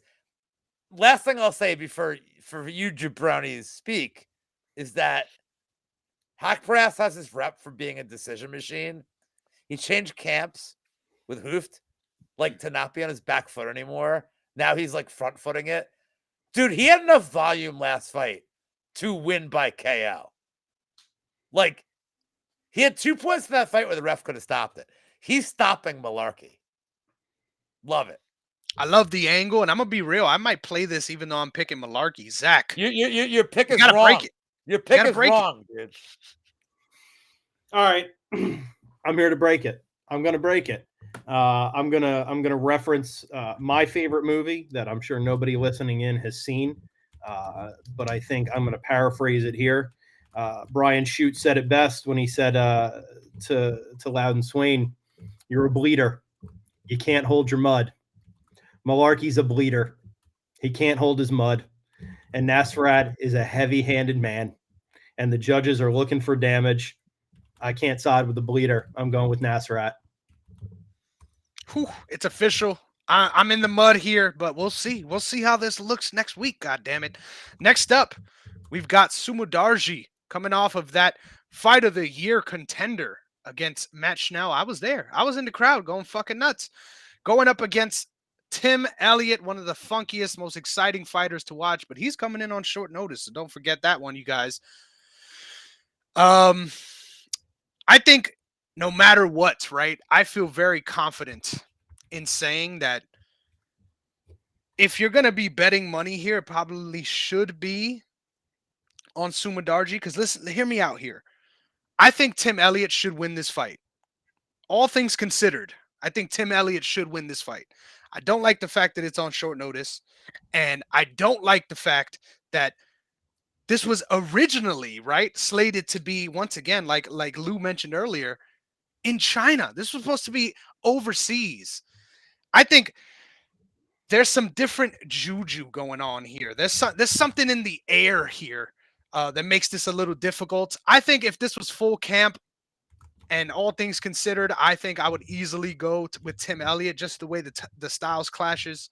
But give me Sumudarji here at plus 130 to close it out. I think this is going to be a rough one, especially early. But I think maybe a third round knockout might be the path to victory. Give me Sumudarji. I'm going to throw to you first, Zach. How you feeling? Well, if I've learned anything in the last an hour, 37 minutes, it's, brevity is the soul of wit for me. And I got to give Lou Betya his due and propers and let him get on a run. So I'm going to keep it short and sweet. I'm going to tell you, I'm riding with Tim Elliott here. I like his style. I think he's going to beat Sumudarji. Keep it easy. I need someone in that small ass arena to scream Kevin Kroom over and over again to try to sway things in my favor. But go ahead, Lou. I mean, I'm with Zach, dude. Like, dude, short notice means nothing to fucking. Tim Elliott is a dude I would get and maybe this isn't me and Zach living in Philly. Tim Elliott's a dude like me and him would get hammered with and be like, I got to fuck somebody up tomorrow night. Okay. And he'd be like, I'll be back at 1 a.m. You're buying shots. And he'd be back at 1 a.m. Let's go, bitches. He'd be like, find me the fattest whore with big tits. And he's like, I want to bang you, bitch. And that's Tim Elliott. The short notice means nothing. And like this matchup, dude, Tim Elliott's coming off up 2-0 against Makayev. Fucking him up. Now he's facing dude, what does Sumudarji do well? They're like table. They're like, oh, he's a good striker. He's not. And he has no grappling, and he's there taking any offense. And I love the lines coming down for Elliott. This is look, I have to look at it and be like, does somebody know something I don't? But honestly, Elliott is one of those dudes. He's like, I know where Chris, where do you live? I live in the Bronx, New York. Boogie down. Okay. And Chris, you got tough dudes there, right? Of course. Zach, we live in Philly. We know we got tough dudes. We do. You know where else there's tough dudes in this country? Tell me about you. The Bama fucking region, Georgia region. Dude, these Hicks, no offense, I'm a tough dude. I mean, I'm older at this point. I can hold my own. But dude, I love going to Atlanta because, like, man, some of the prettiest girls in the world, they want to have sex. But dude, there's some tough motherfuckers live in the South, dude. The South is tough. Like I'm saying, like, dude, if it was like, oh, you want to fight somebody in California, I'd be like, he's a pussy. I'll fuck anybody up in California. But these dudes in the South, man, nah, man. Even Philly respects the South for, like, these are scrappy motherfuckers. Dude, Tim Elliott is a scrappy motherfucker. He doesn't need a full camp. The dude that beat Tajir by cheating. He Eddie Guerrero'd him, bro. He's like, dude, he's like, no, I didn't. No, I wasn't. He retired Tajir. He's like, no, I don't want to fight anymore. Dude, Tim Elliott's like, dude, Tim Elliott almost beat Demetrius Johnson at his peak. You're giving me at minus 150 against a bum all day, How dude. dare you? Like I'm saying is, sometimes it's just that simple, dude. Okay. Like, well, dude, let me ask you this. Is Tim Elliott getting finished in this fight? Give me odds. What's the percentage that Tim Elliott gets finished in this fight? It's less than 5%, right? Okay. Well, I would say 15. Okay. I would say 15. Stop. Dude, you know it's not. You're just making up. You're just making up numbers. Chris, you're just making up numbers. You're making up fucking numbers. So all right, but let's say it's 50%. Let's say so the 85% of the time, this goes 15 minutes with the way he pushes the pace, with the way he throws volume. He wins decision like 85% of the time. I love Elliott here. I love the numbers going against me. I fucking love it. Give me Tim Elliott like all fucking day. And then I hope he gets on the mic and he's like, Kevin Croom's a piece of shit. This is the angle. There's something intriguing about this it's fight. Not even an angle.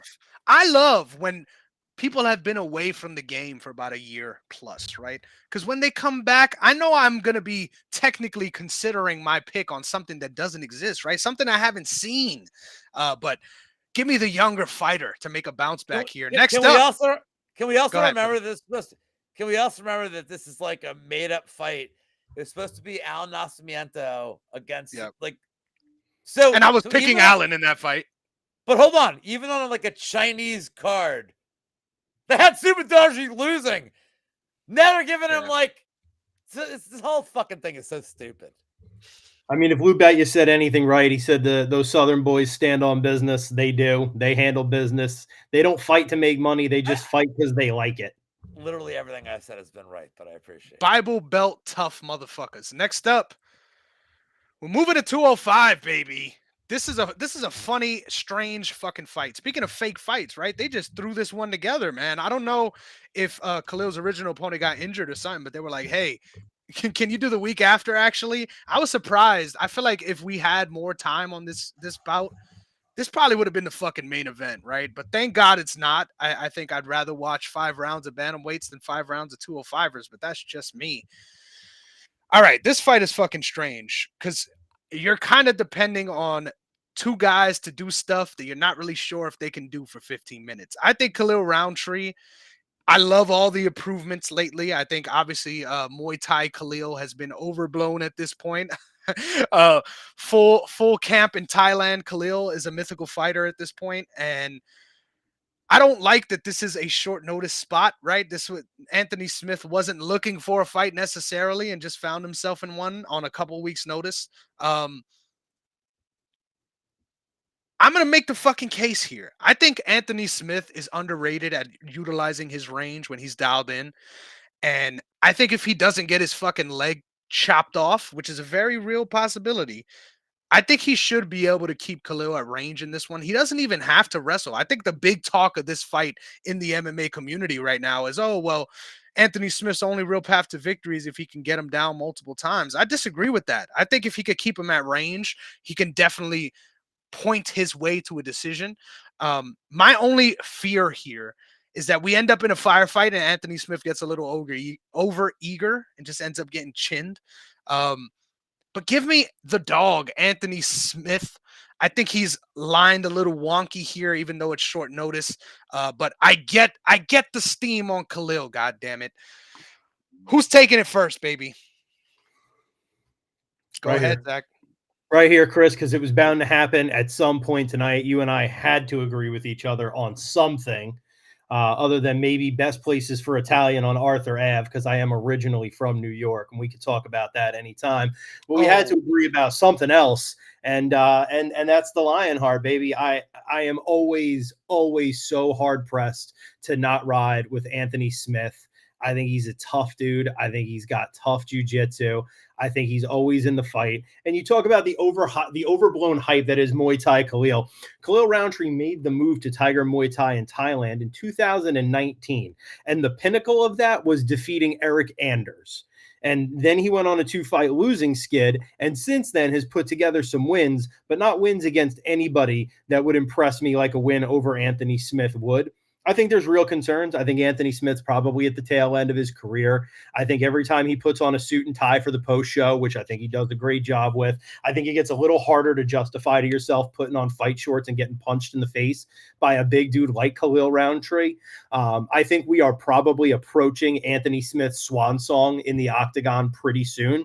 But another movie reference for everybody, League of Extraordinary Gentlemen, right? A tiger is always most dangerous when he feels he's at his end.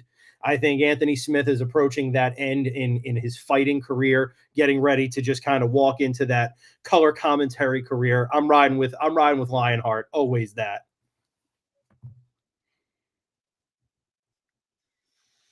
Take us home, Lou. Well, if you're going to bet Anthony Smith, you could make worse bets than the round one plus 650 at Anthony Smith. So for those that think Anthony Smith is like some instant takedown machine here, he has 6 takedowns in the UFC. And I'm talking over 20 fights. So let's not assume he's going to do it. I don't think the short notice like really affects Anthony Smith here. I also think there's this narrative that like, well, what Roundtree are we going to see? Like the Roundtree. I'm just going to tell you this right now. I lost money on the Roundtree Anders fight, where he and Roundtree should have won that fight by KO. That ref's an idiot because he kept knocking Anders down, was fucking him up. Roundtree is like a nasty motherfucker.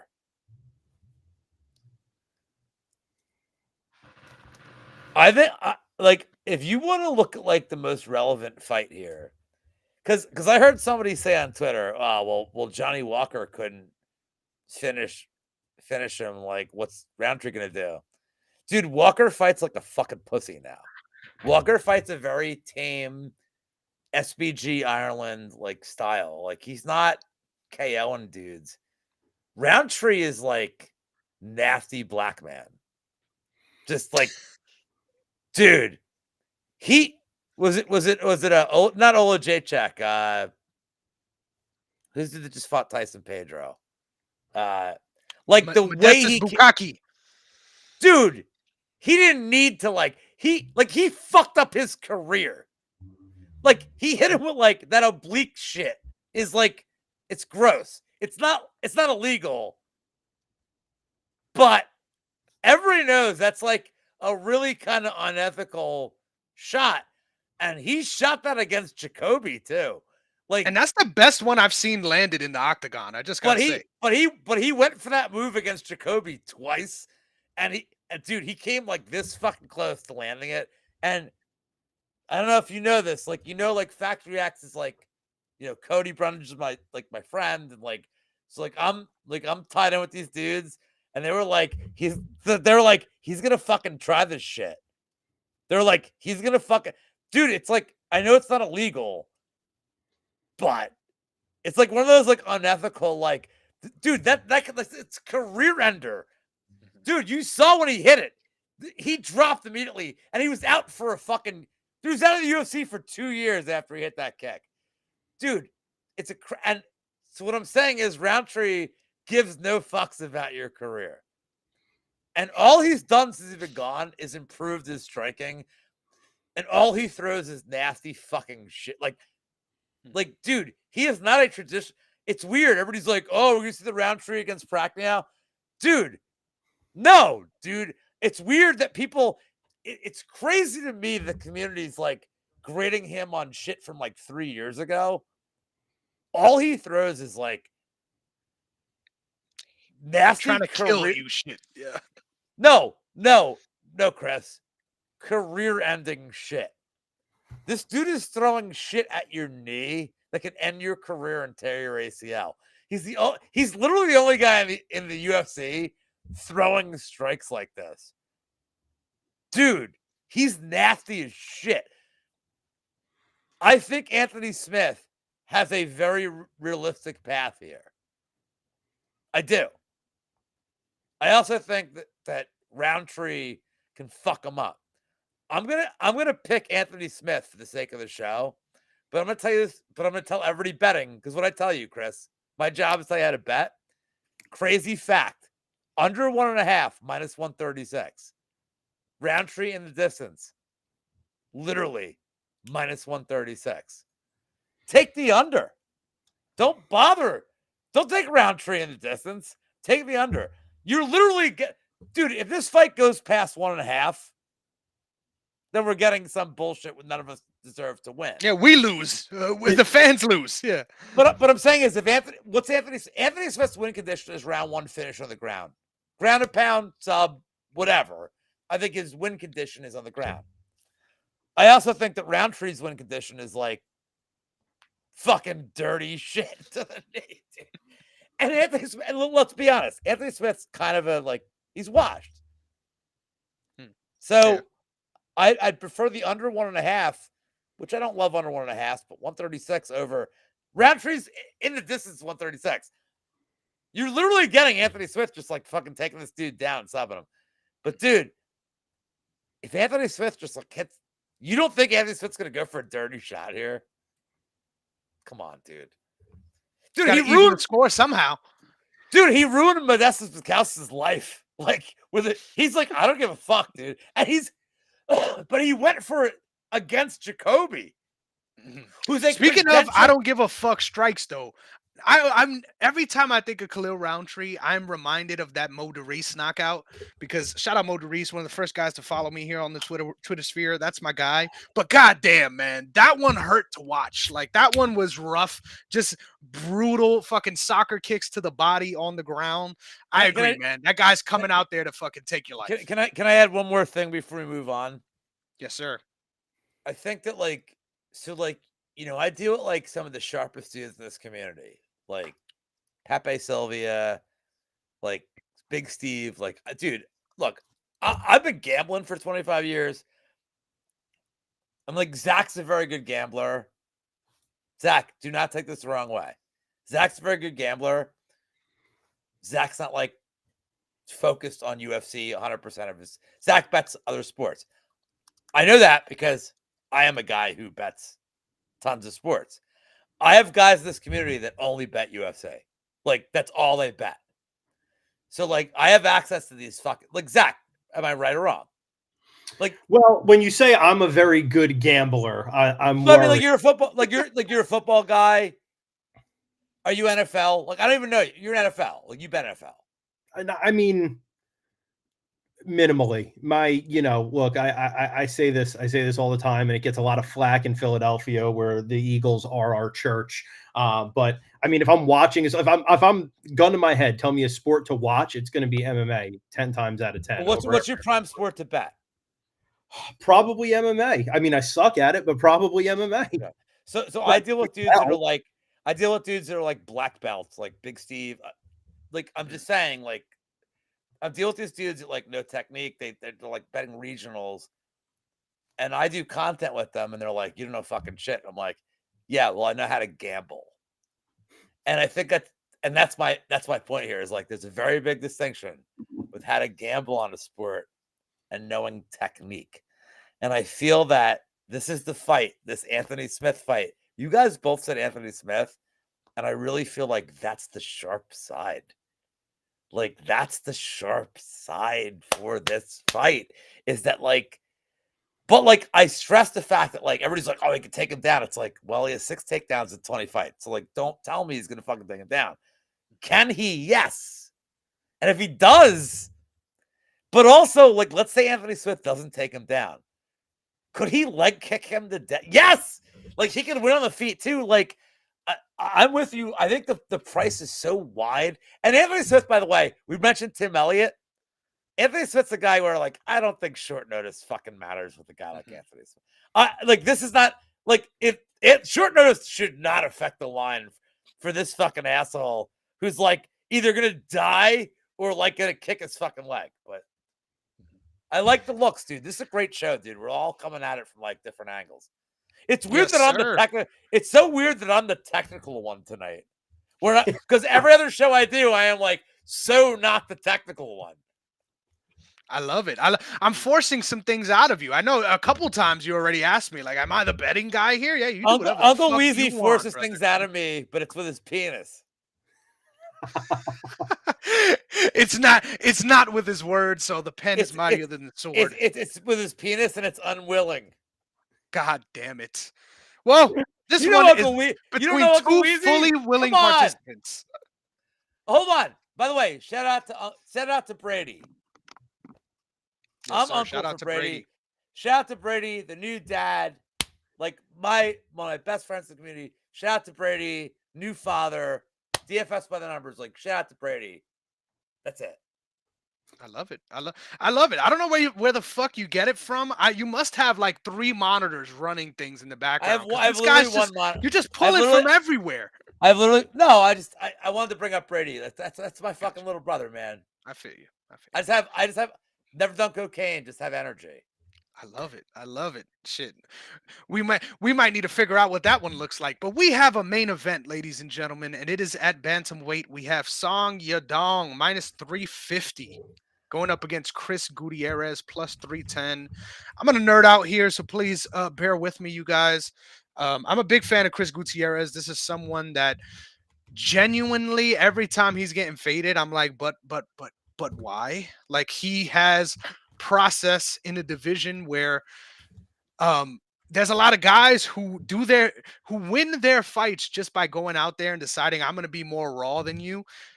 Chris Gutierrez, I don't think there's anyone in the UFC that gives a fuck less about your legs or their own legs more than Chris Gutierrez. He will come out looking only to chop your legs up for a certain amount of time and then try to open up in other facets. Obviously, I still hate him a little bit for doing what he did to Frankie Edgar, right? That one fucking hurt me personally, right? But at the same time, you got to look at what he puts out there.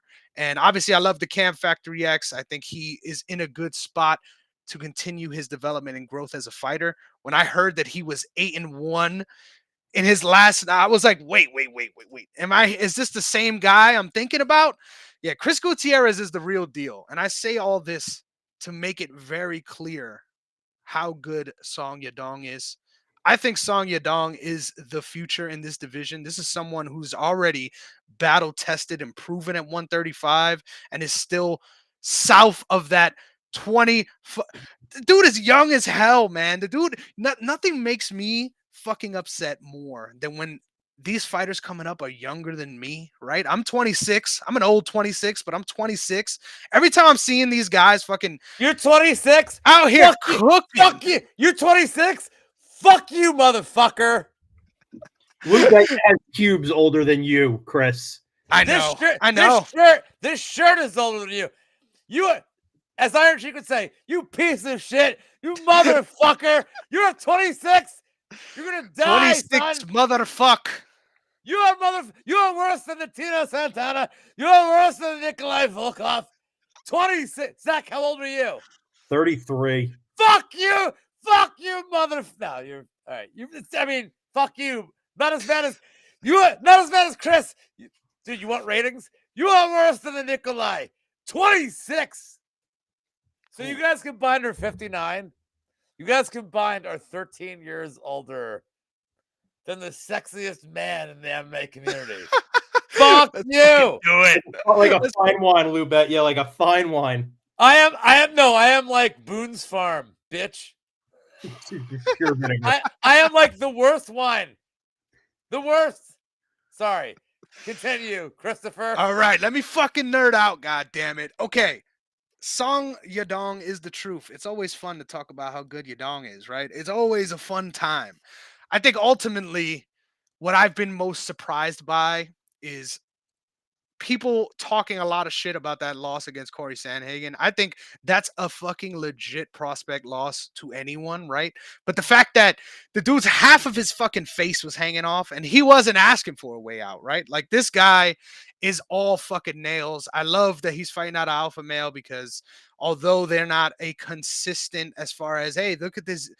Look at this crop of guys. I feel like they're unheralded, but man, they know how to dial into specific athletes' needs and what they want. And I think I've been a big fan of his development, especially on getting a range game for a guy that just wants to crash in and throw bombs. When you add that range element, just so much more levels of danger here. I think the only way you can make money making the proper pick, which is Song Yadong, is probably by KO, right, Lou? Am I perking the ears up a little here? I think Song Yadong should be a bigger favorite than minus 350. Obviously, all of these lines are provided to you by Best Fight Odds, so there's lines all over the goddamn place. But hands down, I think Song Yadong is my lock of this card. You already gave yours out, Zach, so I'm taking my shine. This is my lock of the card. I think Song Yadong just has the world at his fingertips, and I'm going to be very clear about this. I'm very high on both of these guys. I drafted both of these guys. We will get to that in a couple seconds. Well, a couple minutes knowing Lou, but god damn it. Give me Song Yadong. I'm going to throw to you, Lou, because I'm fired up now because you're talking shit about me as if I'm some young, spry chicken, god damn it. 26 is old, man. Song just proved it. Well, I just took a poop that was 26. So, whereas I agree that Yadong Song is going to win this dominantly, and like he is, and his in the distance is like minus 120. But where I disagree with you is that you think this is a KO, and like I'm looking at the money, and like there are submission props with Yadong Song that are plus 1150, and you have to understand this is a dude that tried to grapple Sandhagen and was successful until he got fucking busted up. And he trains at alpha male. And if you look at the matchup here, where does Song have where does Song Yadong lose this fight? Getting leg kicked. Getting yam bag. By the way, this is your yam bag special. Gutierrez like wails people on the fucking balls. Zach, you don't know me, but Chris, you should know what this is. I'm giving you advanced before I do my shows where the populace demands it. Zach, I give out something every week called the Yam Bag Special. Do you know what that is? I'm gathering it's the fight where somebody is most likely to get kicked in the cash and prizes. Well, yes. And it's specifically like the fight that I think will have a point deduction. So Okay. I have to take it. So yes, it's obviously a nut shot is like the greatest. That's like I'm literally a fucking massive star on Twitter because of ball shots. And Chris, by the way, and Chris knows this. All I have to do, as soon as somebody gets hit in the balls in a fight, what do they do, Chris? Lou! Everyone's on Lou. The whole fucking dude, Lou, did you see that? Yeah, I'm watching, man. Blow up. Dude, Zach, I can write any tweet. I'm like, I like his technique. I'll get like 3 likes. Somebody gets kicked right in the fucking sack. 100 million tweets. Lou! He got kicked in the fucking balls. I'm like, yeah, I saw it, man. So this is my rep now. And I embrace it. I am the yam bag warrior. I am the ball sack warrior. It's who I am. It's what I do. Are the Yam bags a part of your game? I need to ask while I'm capping the other fights we try to set up with Chris Curtis. Are the Yam bags a consistent path to victory for you? Well, the only fight I will take with Curtis will be a no rules fight, because if I fight Chris Curtis in a Mm. cage, Yeah. like no, well, if I fight Chris Curtis in a cage fight with rules, he will beat me in 9 seconds. That's not a fair fight. He weighs more than me, and he's a trained martial artist. If Chris Curtis fights me in a street fight with no rules, where I can architect shit, he's not a favorite, because I can architect my fucking environment. I can have outside interference. I can have a cheese grater at my disposal to rake his head. Like, I can do things that he can't anticipate. In a no rules fight, it becomes his intelligence against mine. It becomes his arrogance against mine. No, he's not a favorite. And you know how I know this? And argue with these numbers. As somebody who's been in like hundreds of bar fights, unfortunately, in his life, but most of them were against, dude, I'm not a big dude. I know how to use my environment. I know how to slam an ashtray against somebody's head. I know how to distract somebody. I know how to be like, you're a fucking bitch. And I also know how to like be like, hey, can I just buy you shots? And like, let's not fight. I've used my intelligence for years and years. My intelligence is my best weapon. There have been times where it doesn't work and I get my ass kicked. There have been times where maybe I have a stalemate with a guy and it's like, let's just get a drink.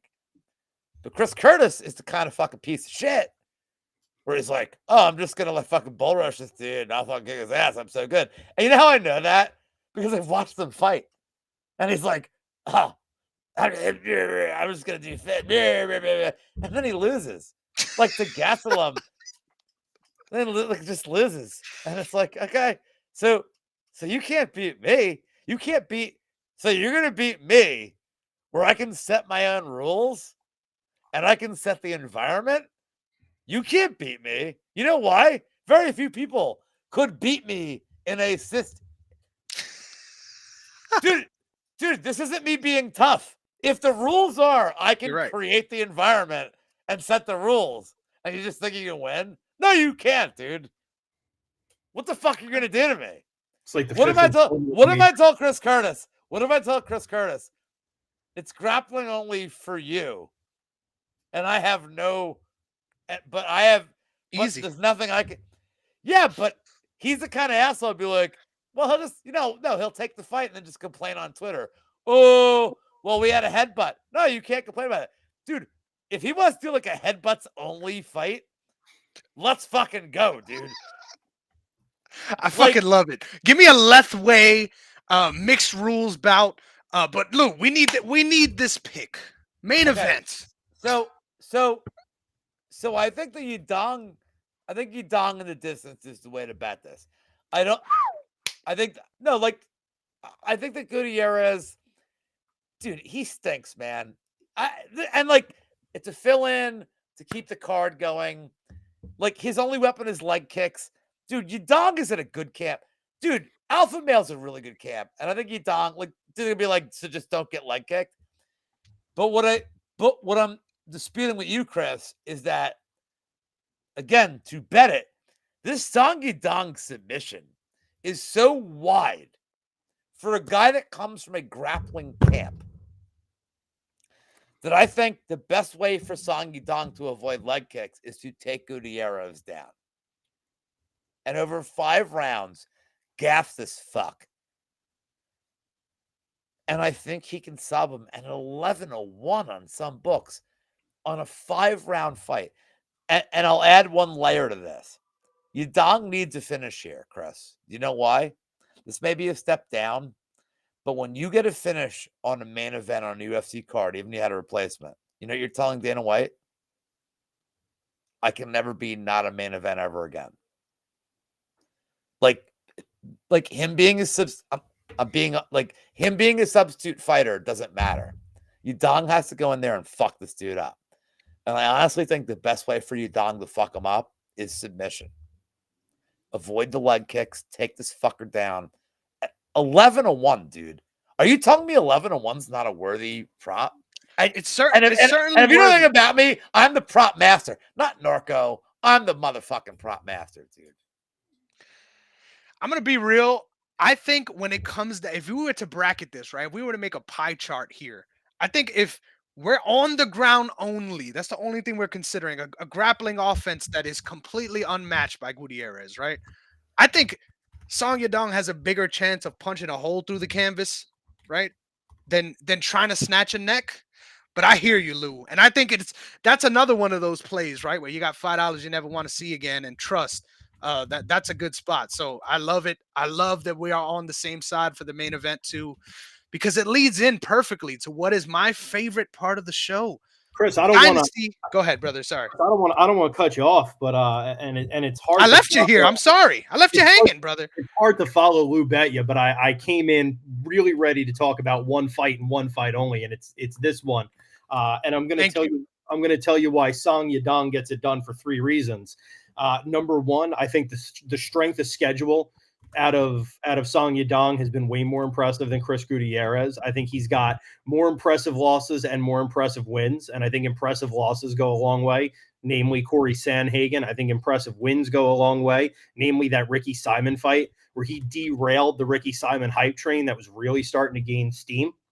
Number 2, and shouts to Timbo Slice from Philly for reminding me, Corey Sandhagen said that Song Yadong was the best guy that he had fought. And he said that 2 fights ago. Now, those are good 2 reasons to ride with Song. My third reason, and this one is personal, I met Chris Gutierrez in Las Vegas like 2 years ago. He was a really nice guy. Took a pic with him. It was all good. And then he went and followed my wife on Instagram. So it's a blood feud between me and Gutierrez. I need Song Yadong.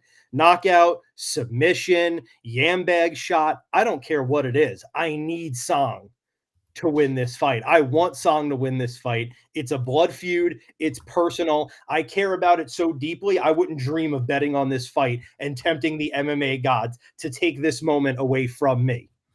Gutierrez has got to pay, and he's got to pay in blood, and Song Yadong is the avenger for me. That's just the way it is. Damn. We're getting one back for Frankie Edgar, god damn it. We're getting one back. Shit, man. Holy hell. I'm sorry I tried to railroad you there, Zach. Okay. But it's my time. This is my time. You guys don't understand. This is my fucking jam right here. Okay. So the parameters, just so you guys are in full agreement and understanding. Are we getting angry? When it comes to Dynasty, yes. I'm already mad, goddammit. When it comes to Dynasty MMA, right? Our goal here is we are picking fighters and based solely on who we think is going to produce us the most wins throughout their career, who we like their upside the most. A lot of things factor into this, right? Division. All of these things are worth considering when picking someone for your Dynasty team. But I think it's important to lay that out, that you consider that whenever you pick someone for Dynasty, they are on your team for life. You cannot trade these people. Whenever they fight, you are automatically technically on their side because you have them on your team. So with all that being said, ladies and gentlemen, let's randomize this list and let's figure out the fucking draft order with our first pick in the motherfucking UFC Hellscape 5004 MMA draft. Zach, you have the reins. Where you going? Tatsuro. Wow, Tatsuro Taira. I love it. Off the board early. With the second pick of the UFC Hellscape 5004 draft, I have the pleasure of picking Song Yadong. That means Lou Betya gets 2 picks back to back since he's at the wheel. Do your damn thing, Lou. Who you got? God, don't make me pick this fucking. Hold on. What was the first pick? Was it against Shannon Ross? Tyra. Yeah. God, don't make me pick this fucking asshole. Well, you guys left me like bullshit. The Turtle and Hackparast. Good picks. Well, I don't want to. Well, I'm looking at this fucking asshole. That's from the made up name generator, Hyunsung Park, and like I can't do it. And I'm like, well, you give me the fucking Turtle, Fuck me. Might as well. And Might as well. I feel that. And Milk Costa at minus 240 sounds horrible.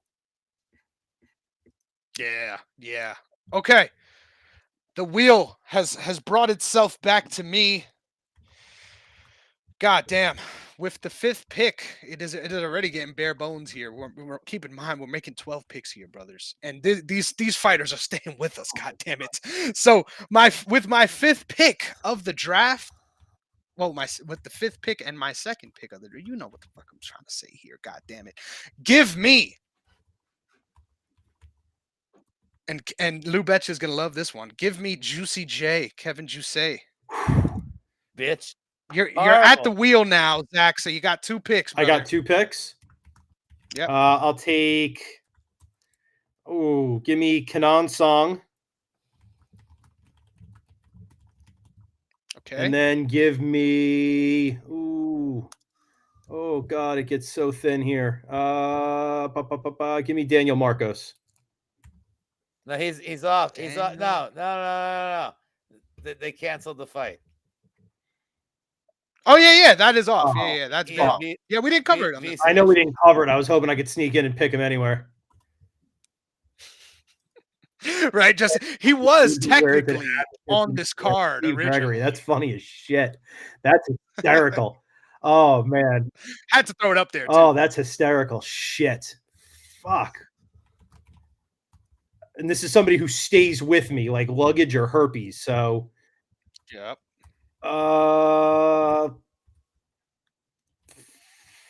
Fuck it. Give me Jesus Christ. I mean, so many of these guys are like in the swan song of their career. Like, who the fuck? You're gonna give me like fucking Ryan DeSantis. So fuck you, dude. Like, yep. Like, oh, the struggle is real, dude. You're gonna give me like fucking Ryan DeSantis. So fuck you, dude. Just pick a fucking fight, bitch. Oh, fine. Fuck it. Give me Andre Muniz. Okay. So, Andre Muniz in the flesh. So I have to double up here, right? Yep. Okay, so you fucking asshole. Wait. So like no, it goes back to me first, and then you double up, brother. It goes back to me, and then you double up. Right. Thanks, Zach. I'm like, this is my last. Zach's like, oh, I'm struggling. I'm like, bro, you're giving me like a 4-0 against like, dude, you're giving me like the fucking worst. So fuck you.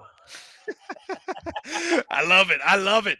I'm gonna go, and this one's a little off the hinges here, but I can't believe this guy lasted this long, and I don't care that I didn't pick him. Give me Tim Elliott. Okay, so what do I? And now take us home, Lou. This is all you, brother. So what do I? All right. So the 2 fights I have left are this fucking bullshit. I mean, you can pick either side of the fight. By the way, it doesn't matter which side. You're just picking. No, we got 2 fights left. So Ryan DeSantis. What's the one fight that you guys didn't cover? True. Oh, you guys didn't cover Egger either. Yep, Egger. God damn it! All right, I'll take Stephanie Egger. I like the under better, but like, I'll take this fucking hooker, Rihanna, and I'll take for looking hookery, and I'll take Egger for being. I mean, dude, I didn't even like give you guys a real breakdown. I feel crappy. Like, but like she's fought at 135 and Santos is moving up and Egger like loses to memes. So that's why I love, dude, the under 2.5 plus 120. I'm like, let's fucking go, dude. How does Egger lose? Egger loses to meme fucking shit. How does she win? She fucking abuses you. Dude, like I would have the sex with her. She'd be like, I'm armbarring you. I would allow her to abuse me. Dude. If she's like, I'm wrapping your arm in a submission or I'm taking you home and you're fucking doing whatever I tell you. Yeah, the second one. And I'm like, yeah, I'm erect. Hard. Very hard. And she'd be like, great. And then she's like, if you don't like me, she's like, you don't make me come, I'm arm barring you. I'm like, I don't know how I lose this. This is a win-win, brother. Like, and just like, because look, if I just got to, like, I can't come and you arm bar me, like I'm coming immediately. I'm like, all right, so it's great. No matter what, I'm coming by the threat of violence. I just gotta say, you guys, I had a motherfucking blast, right? If it wasn't 11:16 on the East Coast right now, I might keep this fucking rolling. You Baby. never I had a might keep this rolling. 46-year-old. Have you ever had Wheezy on? He's the only guy older than me. Oh, I know. I need to get Wheezy on. Hell yeah. Yeah, I'm surprised you're still alive, brother. I'm surprised you've made it this long into the night. It is honestly diet and exercise. Yes, sir. Yes, sir. As he chugs the beer, you love to see it. Dude, I'm from the old guard, man. I'll live, I'll live to like 100, and I'll defy science. Like my lifestyle is like steaks, bacon, cigarettes, beer, and like I'll defy fucking science. Hell They don't yeah. make them. All you're missing out on is those Brazilian nuts to get your test You know, up, and then your fucking physicals Chris, are amazing. Chris, you know what I am? I'm the last of the breed.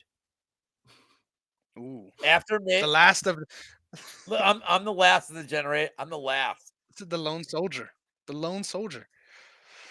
Well, this is a man that needs no fucking intro. But on the outro, Lou, why don't you tell these people where they can find you, where they can find your breakdowns and Yam Bag's future talk? So I'm on the MMA Engine. If you're watching this, you probably know. But I would rather take this time to say I never knew, Chris, you and I were very overdue for a show. I would like to think that you enjoyed even more than you thought you would.